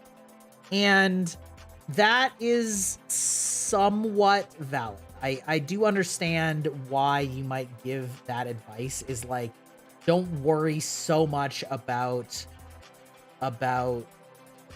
building for the algorithm in quotes. Build something for an audience of people that is your audience, and whatever. But it's funny because I was actually watching a video that was talking about all sorts of different like tips for like content creation, and like they where did that go? Holy shit. All right, hold on. Okay, there we go. Like earlier on, they had shown this young woman who is a master of shorts. She is actually brilliant, fantastically skilled. And she was talking about how, she had this short that was underperforming, because it only had, only in air quotes, because she is very successful, but only had like tens of thousands of views. And her normal ones get millions, right? And when she dug into the analytics, she found that a sizable percentage of her audience was dropping for the last 1 second of her short. Just the last 1 second. They watched all the rest of it very consistently. And the retention rate was incredible. It was like 80%, which is an insanely high retention rate, right? That's like Mr. Beast levels of retention. And she went in and cut that last second because a lot of people stopped watching 1 second before the end. And it went from having tens of thousands of views to tens of millions. Like literally in the same video that's quoting her talking about cutting 1 second, changing the reach from tens of thousands to tens of millions. Like that, you can't just say the algorithm is the audience, because the fact of the matter is the audience was satisfied. They watched 97% of the video. They lost 1 second, which was like 3% of the video or 5% or whatever. I don't remember how long the short was. They watched 95% of it and were satisfied, and watched 80% of them watched to the last second. And yet the output was like 2 orders of magnitude higher by trimming that 1 second. But like, that doesn't mean that audience didn't like it. You know what I mean? Like that is exactly the type of shit that I'm talking about, where it's like the algorithm is a force, and it is based on what people are doing, right? It looked at that and it said like, well, whatever, right? But like, if the algorithm was truly an audience, it would just put it out there, and it wouldn't ever like stop pushing it to people, because it would be more like a town square where like maybe 10% of the audience in the people that would walk through a town square would find this interesting. But the reality is that with the algorithm, it puts it up for a sample bubble. And if it doesn't find the people that want to watch it, it just takes it down. And so maybe that 10% of the people never see it. And that doesn't mean that your audience doesn't exist. Or maybe it finds that audience a year later, right? But like, that's not fucking helpful as a business, right? And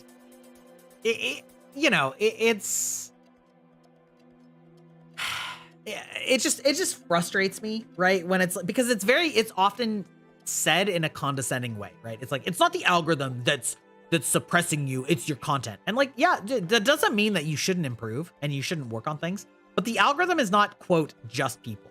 Like, it is a highly tuned, optimized machine to maximize watch time and prevent any time that is not watched at 100% retention. But that's not the same thing as the number of people that would enjoy this by any means. And I don't know, it's just like, ooh boy, it'd be annoying. Anyway, let's see. Holographic, heart, eye, and C13. We are getting there. We are getting to the end here. Let's see. Holographic, C13. But I just found it incredibly ironic that, like, this video earlier on in its own video was showing like a YouTube expert that talked about how cutting 1 second out, you know, went from tens of thousands to tens of millions, you know, and it's like, okay, well, you can't really just say it's just the audience. Like, sorry. Okay, so this. Wait.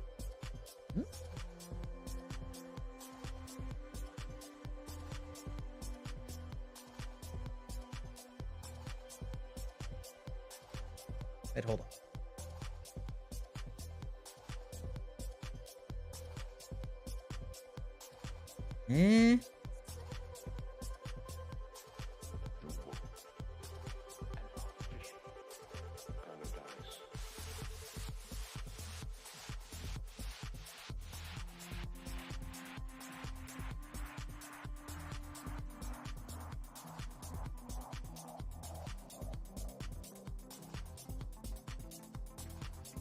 Wait, did I like skip something?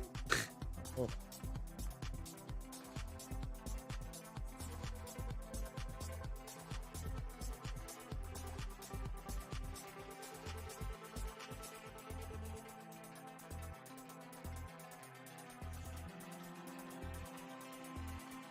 Okay, regardless, you know what?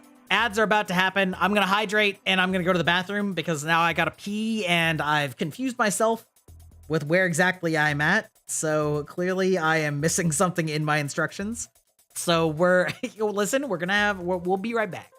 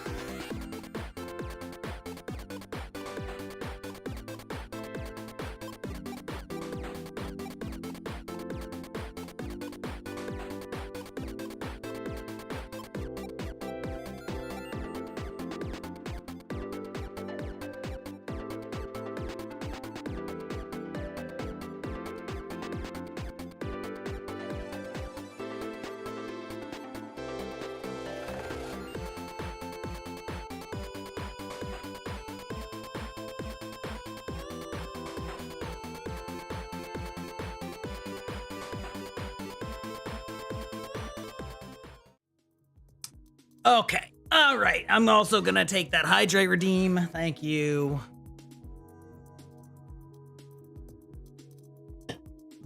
Okay. Let's see.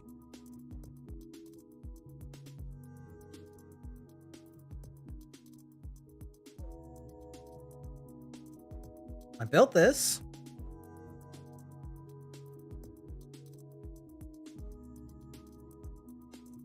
plug those into it. Oh, that's why. Okay, got it. Right, understood. Because there's a separate piece that looks like it's its own piece. Understood. Okay. It's because this piece right here kind of looks like this piece, but like there's a little extra circly bit here, but like in the instructions, I thought I was plugging it into this piece, not this piece. Understood. Okay, great. All right, we understand. C15. Understood. Anyway, yeah, but like, yeah, so the thing about the 1 second thing, right, is it's one of those things where YouTube looks at retention, right? And so by cutting off that last 1 second, maybe the retention rate went from an overall average. It's kind of like, you know, the average concurrent viewers metric on Twitch, right? It's like, well, if only 5 people show up for the first hour of my stream, and then 20 people show up for the next 3 hours of my stream, the weight of it might effectively turn into like, you know, 13 or 14. Even though for the actual majority of the stream, it was 20 people, but the averaging becomes, you know, 13 or 14 or whatever. And the same is true with retention time, is that like, well, sure, the retention was great until the very end. And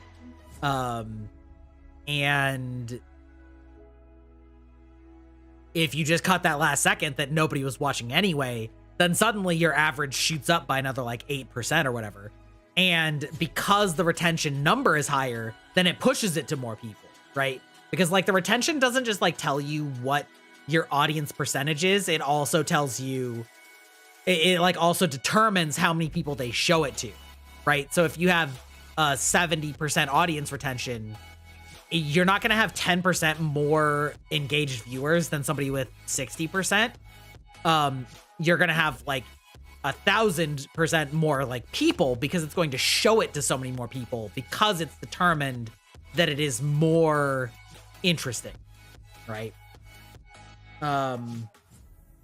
Yeah. So, okay. All right. So we've got this. And where are you? You got this.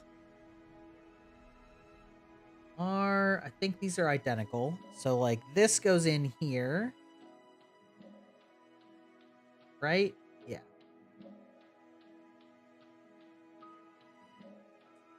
Ah, click. Yeah, we love that click sound. And then this goes in similarly here. Does this only actually fit one way? Uh-huh. That's a little...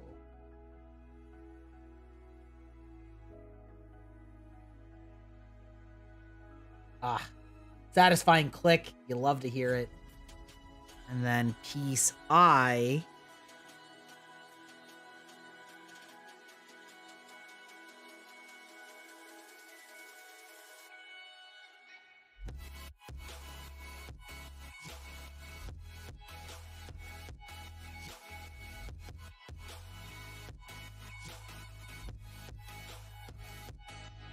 Should fit in somewhere like this.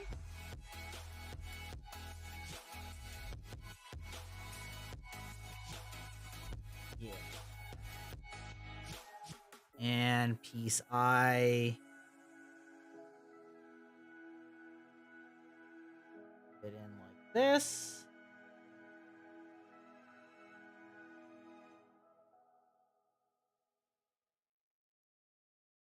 Okay. Okay, great. And then C16 twice. We get the other sides, and then they fit together to make the legs. Perfect.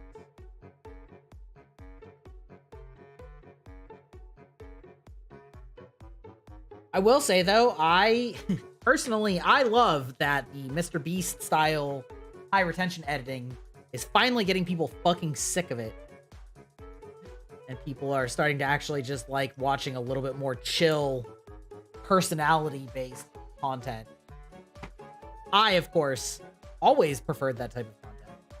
But I am glad that people are sick of the, you know, one transition every 1 second style, because holy shit, that gives me a headache and is so bad for our attention spans.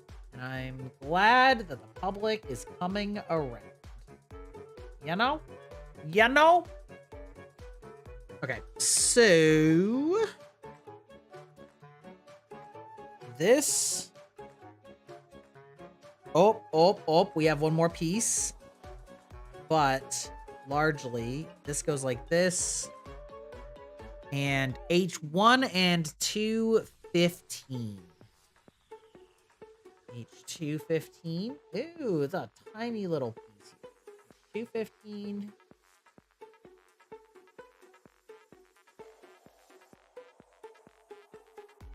And H1. Yes. 115. Same deal.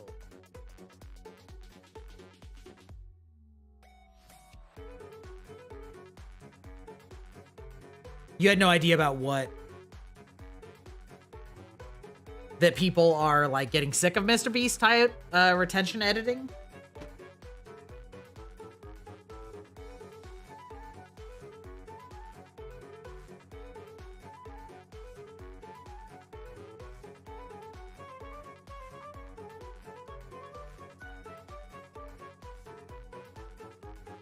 So this little piece plugs in like this, which I can only assume is going to be incredibly sick once I figure out why that matters.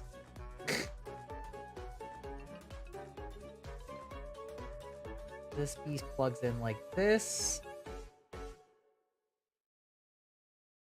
And then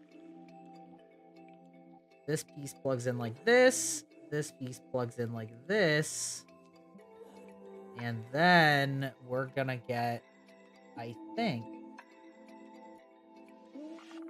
satisfying, like perfect. Oh yeah. Oh god, yeah. Look at that perfect fit flush.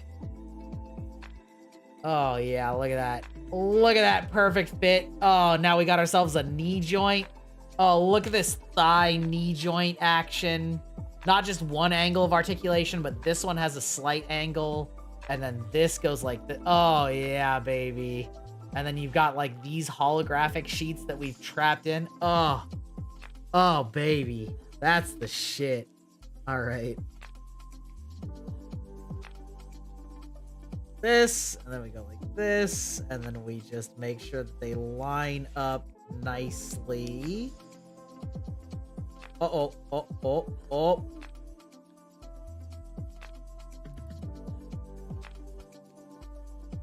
There we go. Okay. Perfect. Oh, yeah. Oh, yeah. Oh, yeah. Oh, yeah. That's satisfying. No, it's probably just that I was behind my microphone. It's really difficult to, like, have the camera pointing at me and also have this camera where I can reach it and then also have the microphone. So like if I like lean too far this way, then it can't see me because I'm behind the microphone. But there's like not a perfect, a perfect fit. Kosuba Season 3 has a tension of attention grabbing transition, but that's always been the thing. Oh yeah, I mean, that's okay. The attention grabbing transitions isn't the thing, but like Mr. Beast style content literally is like shifting focus every second, and it's insanely distracting. All right, D8 and 9.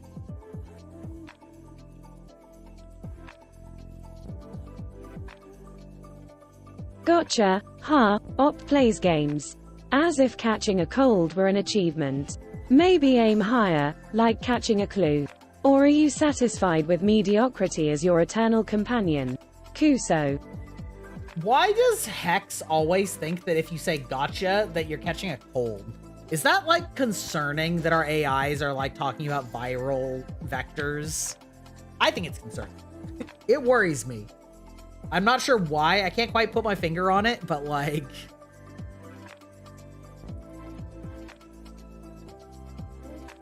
Okay, this... And then the long boy goes here. Somewhere. Like that. Oh, yeah. There we go. Feel like you didn't actually line up properly.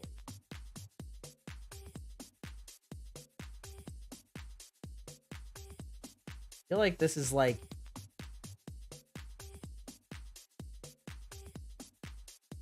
There we go. Feels like that one is easy to get misaligned. Yeah, and then the stubby side. Is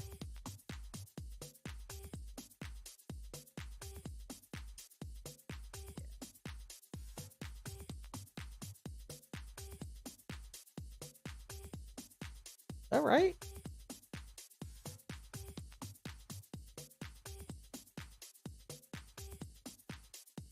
I feel like this is upside down. Ah, there we go. There's the clean fit. I was gonna say that doesn't feel right. That feels that feels wrong. All right, D8 and 9, and then D8 and 9 again. You do love it when you can look at it and be like, that's probably wrong. Sometimes you can't tell that right away, though.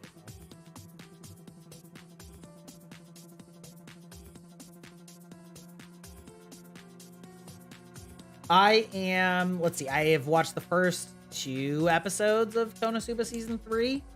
I will admit, I did not love the first episode, but mostly because it dwelled on parts that were very uncomfortable from the Konosuba movie, which I sadly did not enjoy due to its over-reliance on male sexual assault as a punchline. So didn't love that kept being a punchline in the first episode, but both Kazuma and the series seem to have gotten over it. So, you know, it is what it is. But I did enjoy episode 2 quite a bit. Okay. YouTube did something else you really dislike. What is that? E115 and D3 and 4. 4? Okay.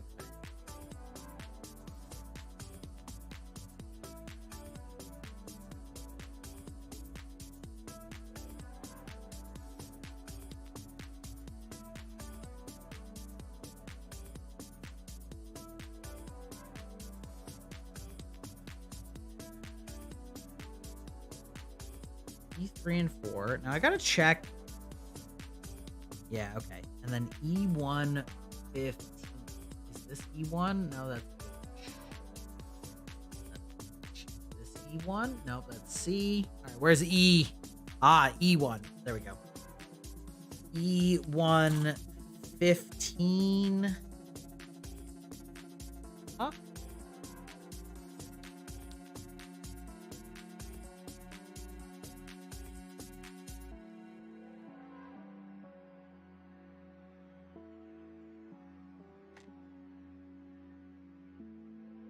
Now the Apple TV has its own screensavers, which prevent the Apple TV screensavers from kicking in. Ah.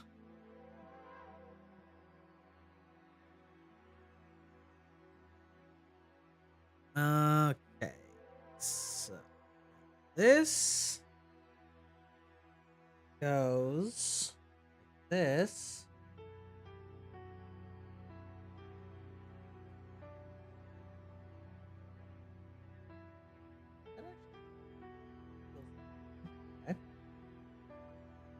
And this goes in the back, so like this. All the clicks are good and good.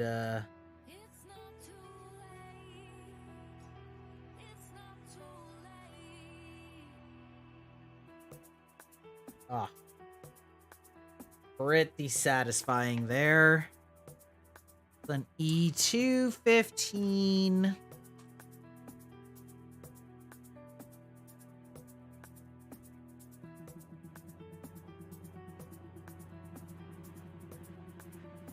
And D3 and 4, part 2.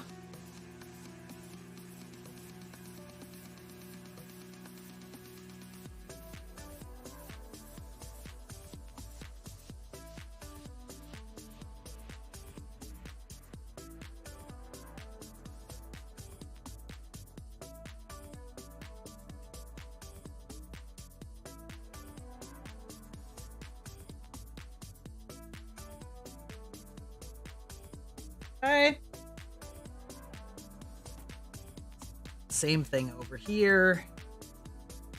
With this going this.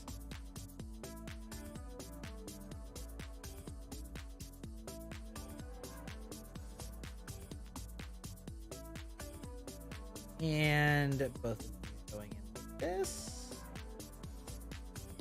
Hold on. That one's got a chunk we gotta get rid of.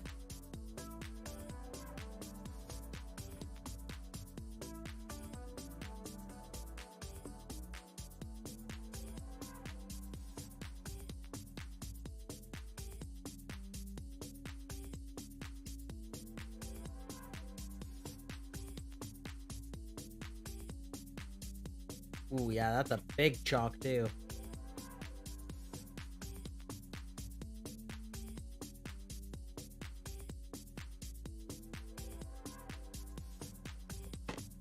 There we go.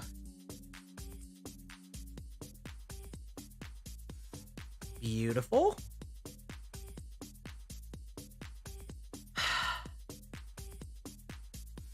Playing a video, the screensaver will just thumbnail the video. Boo.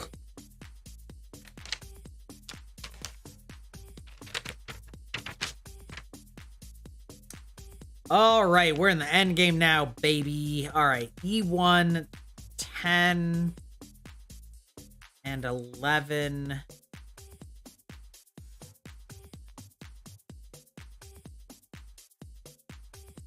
Okay. E1, 10, and 11. Okay.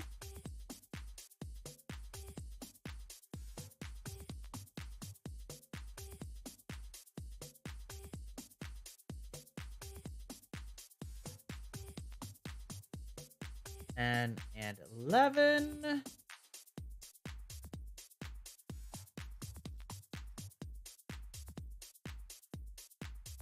Okay. And then H1, 16, and 7. Where is H? This one? H1, 16, and 17. I love it when there's like just some big pieces left and you're like pretty sure that those are the ones. And that they are. Very satisfying. Makes it very easy to see. 16 and 17.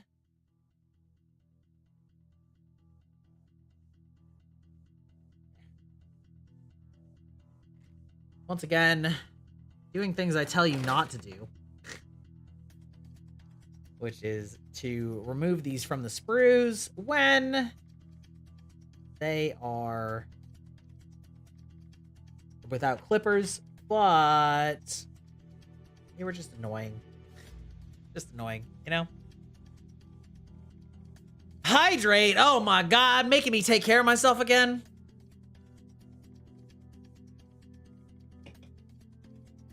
Thank you, thank you. And I hope you are enjoying. Vashala, welcome in, Raiders. Hello, hello. I'm Grybog, Digital Vampire, Elder Millennial, Elder Gamer. And we are building a Gunpla. You're getting here right at the end. We are just finishing up. This is a Master Grade Nadleeh.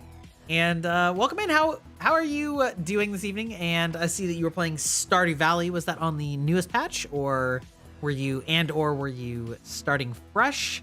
How did it go? And how are you doing this evening?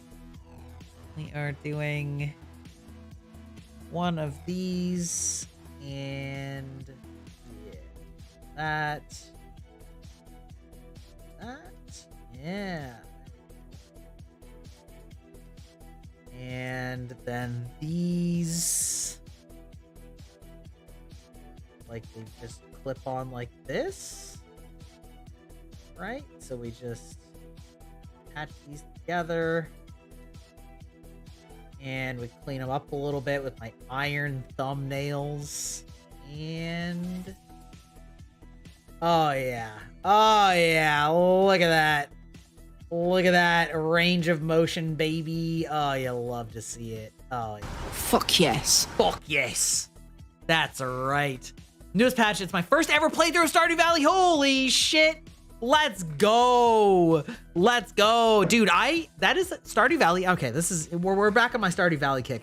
Stardew Valley is a game that I never thought that I would care about.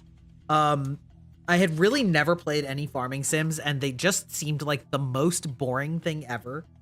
And because of COVID, it was a time where we were in lockdown and couldn't see our friends that we normally saw. And so instead of doing board games, we just decided to play some games together online that we could. And Stardew was one of the ones that they chose because it was multiplayer, and multiplayer co-op games are often something that you have a hard time finding. And I, much to my chagrin, fell in love with it. And I've been a diehard Stardew Valley fan ever since. And I love it so much. It is so crazily good, especially with the context of it being a one-man dev team. And I love it, and there are so many fun things to do in it, and it has such an immaculate gameplay loop, which, you know, in some ways is a problem because of how addictive it is, right? Because it's just the just one more day thing is so easy to fall into, but that's also such proof of how well designed its loop is. But yeah, I love it. I love it.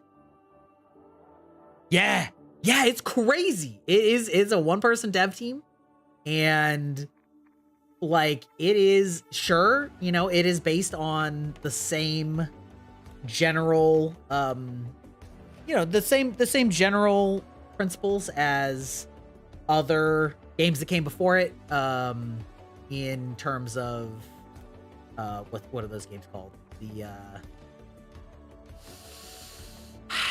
yeah, I mean, you know what I'm talking about. Like, there's that like big series of games that I'm just like totally blanking on right now. That is similar, you know, like Story of Seasons and God, what the fuck are those games called? Regardless, like it's clearly based on the same blueprint, but it does it so well, and yeah, I love it. I love it. You should give Stardew Valley a second chance sometime. I just burned out in Guild Wars 2 and saw the economy min-maxing stuff that you'd have to do, and it's just not one. Okay, so what I will say is that simultaneously feel free to look up whatever you feel like you need to look up if something is confusing, or if you just don't want to engage with the system. Like, absolutely feel free to look it up.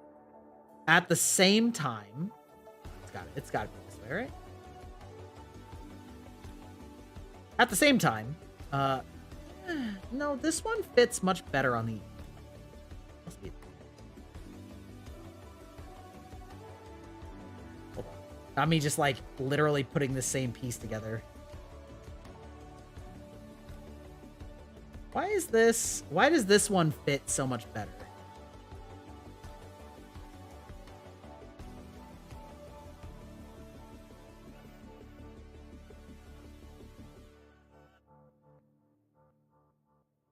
Oh, it's because this piece moves. Oh, look at that. There we go. It's because this piece also moves. Oh, anyway, look up however much you feel like you want to look up, but don't feel like you need to optimize, because the game is however fast you want it to be. And you know, yeah, you physically fading. Yeah, anyway, yeah. Oh, and also Valhalla, or Vishala rather. If you need to raid and run, absolutely feel free. The after stream self-care is very important, and make sure that you get yourself a good rest, drink, food, bathroom, sleep, etc., etc. Don't feel obligated to stick around, but thank you so much for sharing your community with me.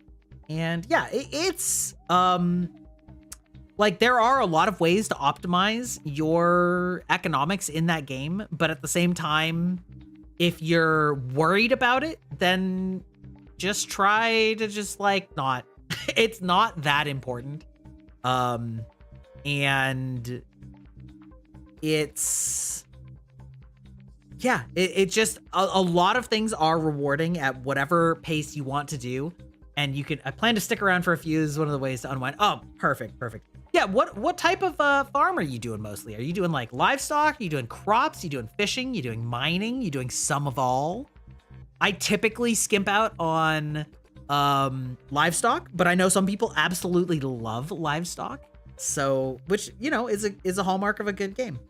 Is that like everybody likes different things. It's also the game that finally got me interested in a fishing minigame. I always thought that fishing minigames sounded like the dumbest shit in the universe, and I could never imagine myself doing one.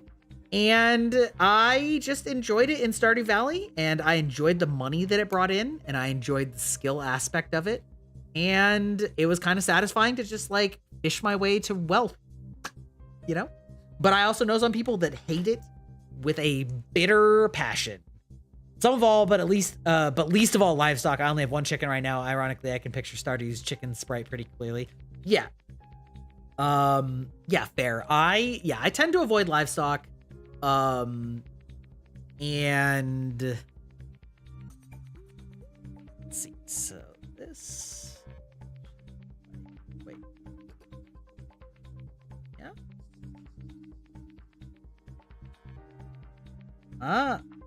Oh yeah, there we go. That's a nice snug fit. And this goes oh, dude, that's crazy. Yo, okay, I don't know if you just saw what I just did there. Got a mod that lets me skip the fishing game. Yeah, I mean, fair. You don't ever have to do it. Okay, yeah, so this one, these two side pieces are separate pieces, but then you get a bridging piece right here that links them up so that it all moves in tandem, and it like clicked in perfectly. God, why are Gunplas so good? Why are they such feats of engineering? DD, let's see, E2, incredible. E2, 2.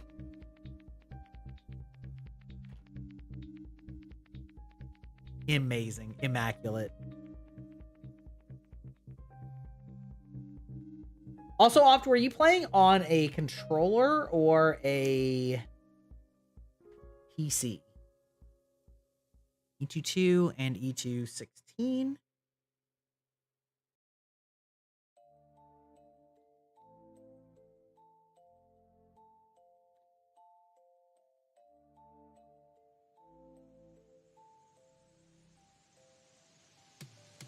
Yeah, so we're gonna go like, we're just gonna take this baby, and then these two are gonna just slide right in.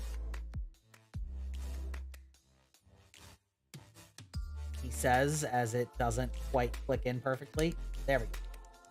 Ah, yeah, there we go.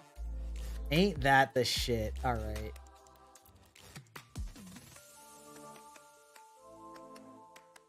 Oh, yeah, that's, oh my God, the levels of articulate. Oh, I can't stop simping over these models. It's so clean. PC for both? Okay, yeah. Okay. Let's see. E1, 12, and 13. Great. E1 and E2, 12 and 13. Great. we are almost finished up here with the assembly portion.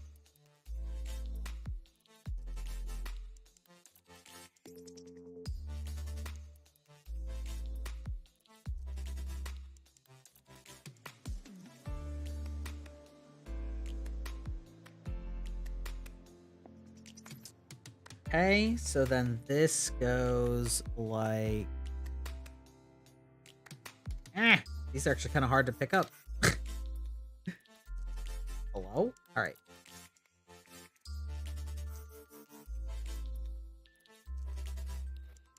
This side goes up.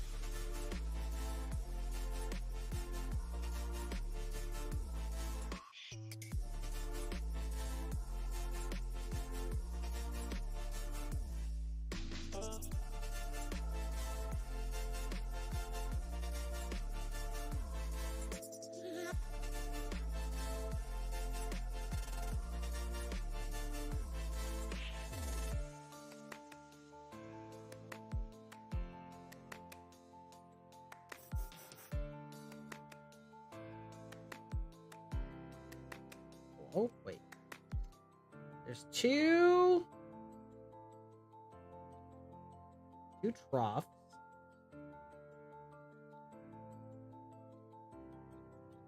But this one, hold on.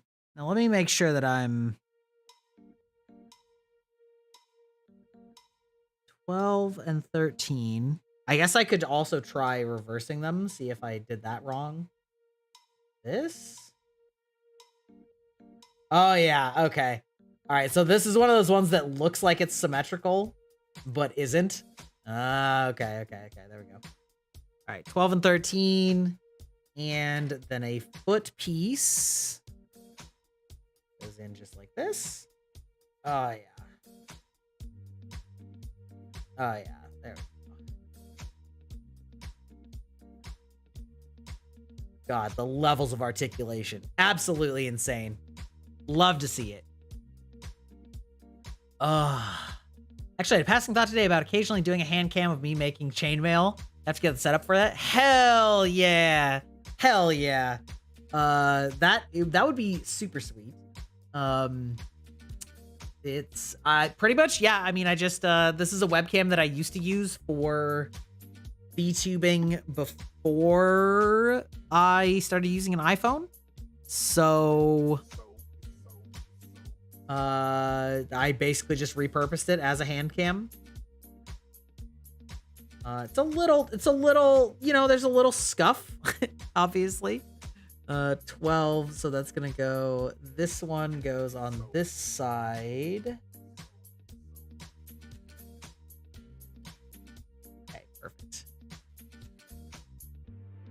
We're still experimenting here with the hand cam setup, but the chainmail setup would be dope. I approve of anyone doing cool nerd hobbies, whether or not they are VTubing related directly or not.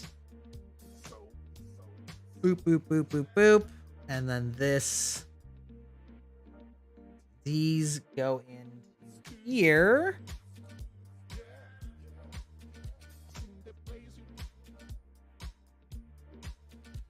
Wait. Yes. Okay, right. Yes. So then these go like this. And then, let's see. This is this one. So then it goes like this. And this goes in. Straighten it out just for ease of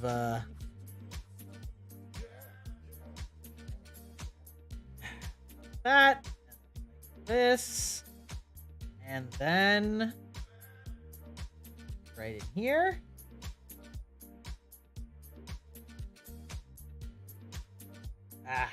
Perfect. All right. And now we have our completed build of the Nadleeh, which is the slimmed down, armor depleted version of the Seraphim or Keradim. I don't quite actually remember. Like, look at this articulation. It's so cool. I love the chainmail dice bags. I actually have 2 of them, I believe. Whoops, we lost a little hair, but that's okay. Like, look at this shit. Like, look at the posability. Where did that come from? Come from the back? Ito nanda. Came somewhere in here. Well, we can fix that part in the future. I'm not sure. Oh, I think it came. I saw. Then like came out like this. This here.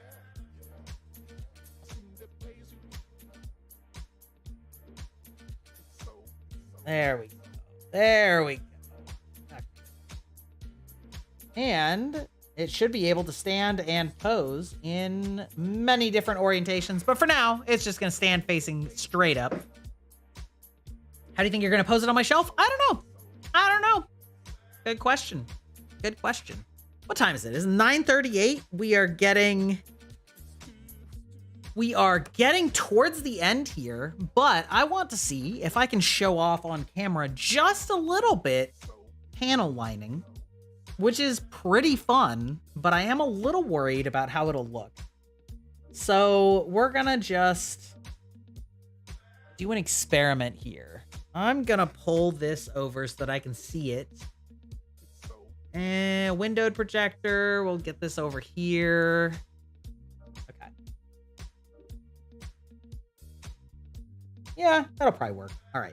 So there are 2 different ways to do panel lining. I mean, there's probably more than 2, but the 2 main ones are to do, will I post the, oh yeah, that's not directed at.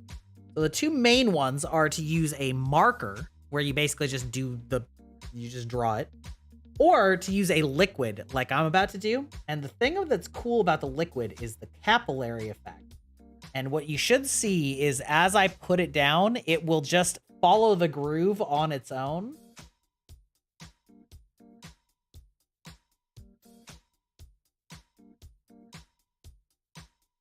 Which is really satisfying to do yourself.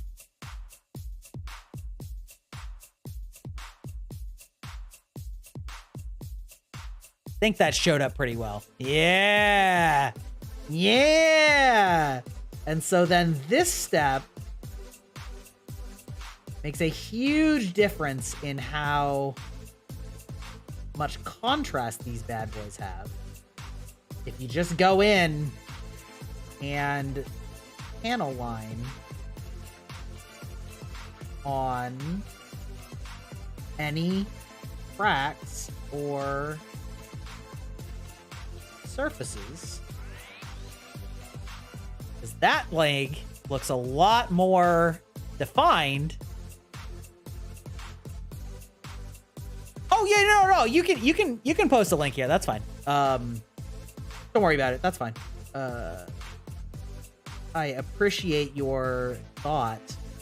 Yeah, so if you look at this leg now, and then you compare it to the same leg on the other side, there's just a lot more definition over here than there is over here. And that's because of panel lining. So it's not a necessary step, but it's not a very hard one. And it's very satisfying when you get it all panel lined. And it's pretty easy to clean up too, because you can just sort of wipe away any excess with a paper towel or a Q-tip or anything like that. And you can just do it on pretty much every crack. Oh, Eon Omnisia. Twitter stalking now. How thrilling. Maybe you'll learn something other than creepy habits. A social media trail, tracking down questionable interests. Good luck with that. Kuso Barker.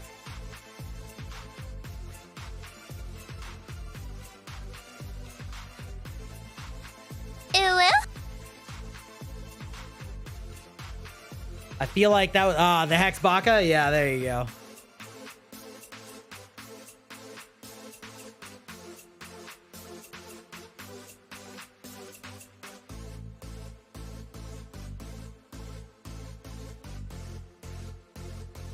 Anyway, so as you get into this, you'll have to like clean it up a little bit, but that's not very hard.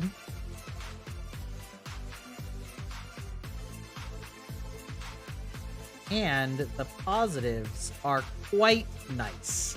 But mostly, the capillary effect is just really satisfying to watch.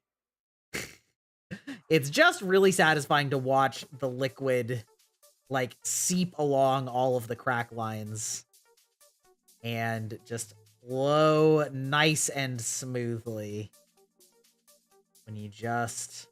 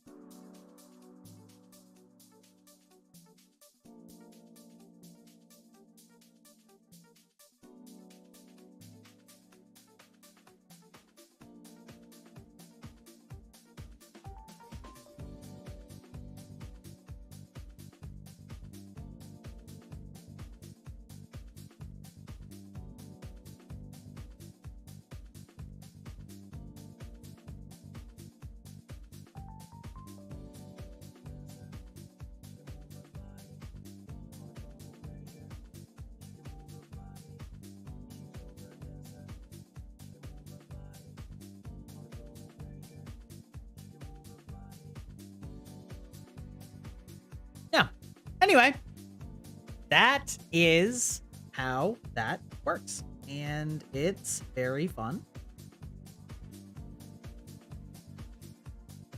And I'll clean it up a little bit later, but you understand the point. The effect. You gotta make sure that you get it like everywhere that you can.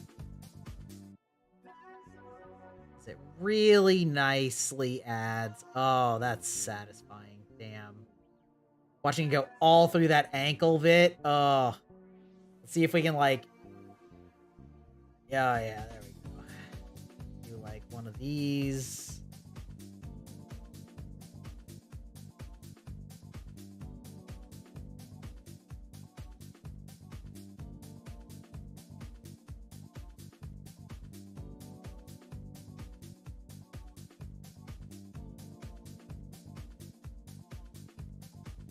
Oh yeah. Oh yeah, that stuff. So satisfying.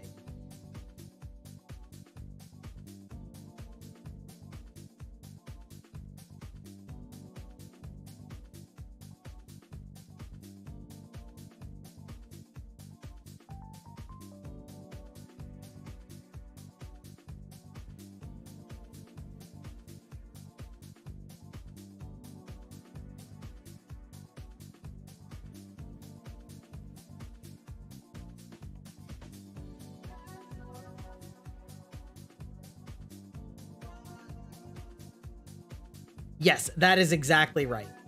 It makes it much easier to get all the details visible when you just pan a line, especially when you let the liquid do the work for you.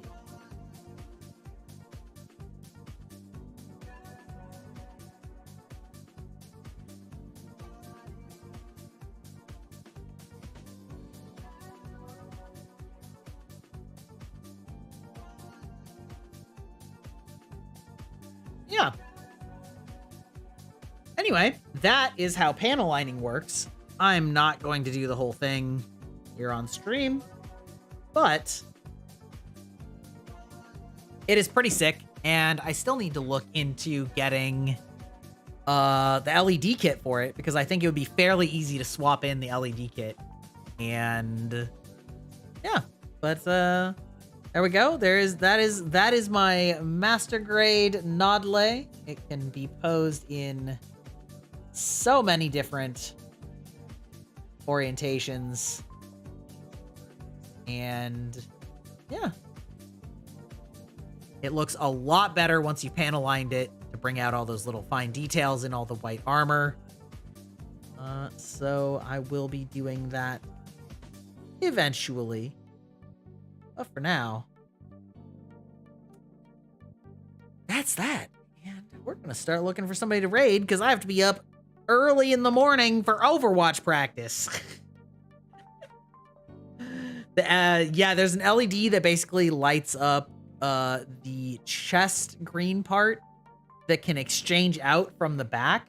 This little like back piece here, you can like oh, actually, there you go. Hair's gone. You can basically detach by opening these up, and then you pull this out. You pull this out, and the core comes out, and then an LED goes in here, and then you reconnect it.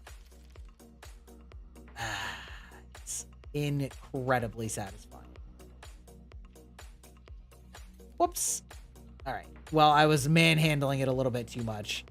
Some of these delicate pieces can be easy to dislodge once you start doing what I was just doing. But regardless, the point is, it is pretty easy to install and install and swap out the LEDs right here. And it is functionally built to be able to do that. Actually, I should probably leave the hair off anyway for the purposes of panel lining the back pieces underneath the hair. So yes, indeedly. Well, there we go. That was 3 streams to build a master grade model. And there's still some extra pieces left for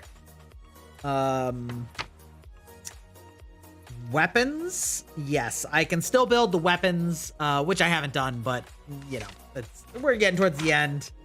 Yeah, there's like a shield. Like a shield that I didn't build yet, but regardless, that is the actual core model. And yeah, look and see who is online to raid for all of our fun this evening. Twitch.tv. Oh, hell yeah. Blushy's on doing just chatting. Perfect. Blushy is going to be on Team Say So tomorrow. I am on Team Lewd.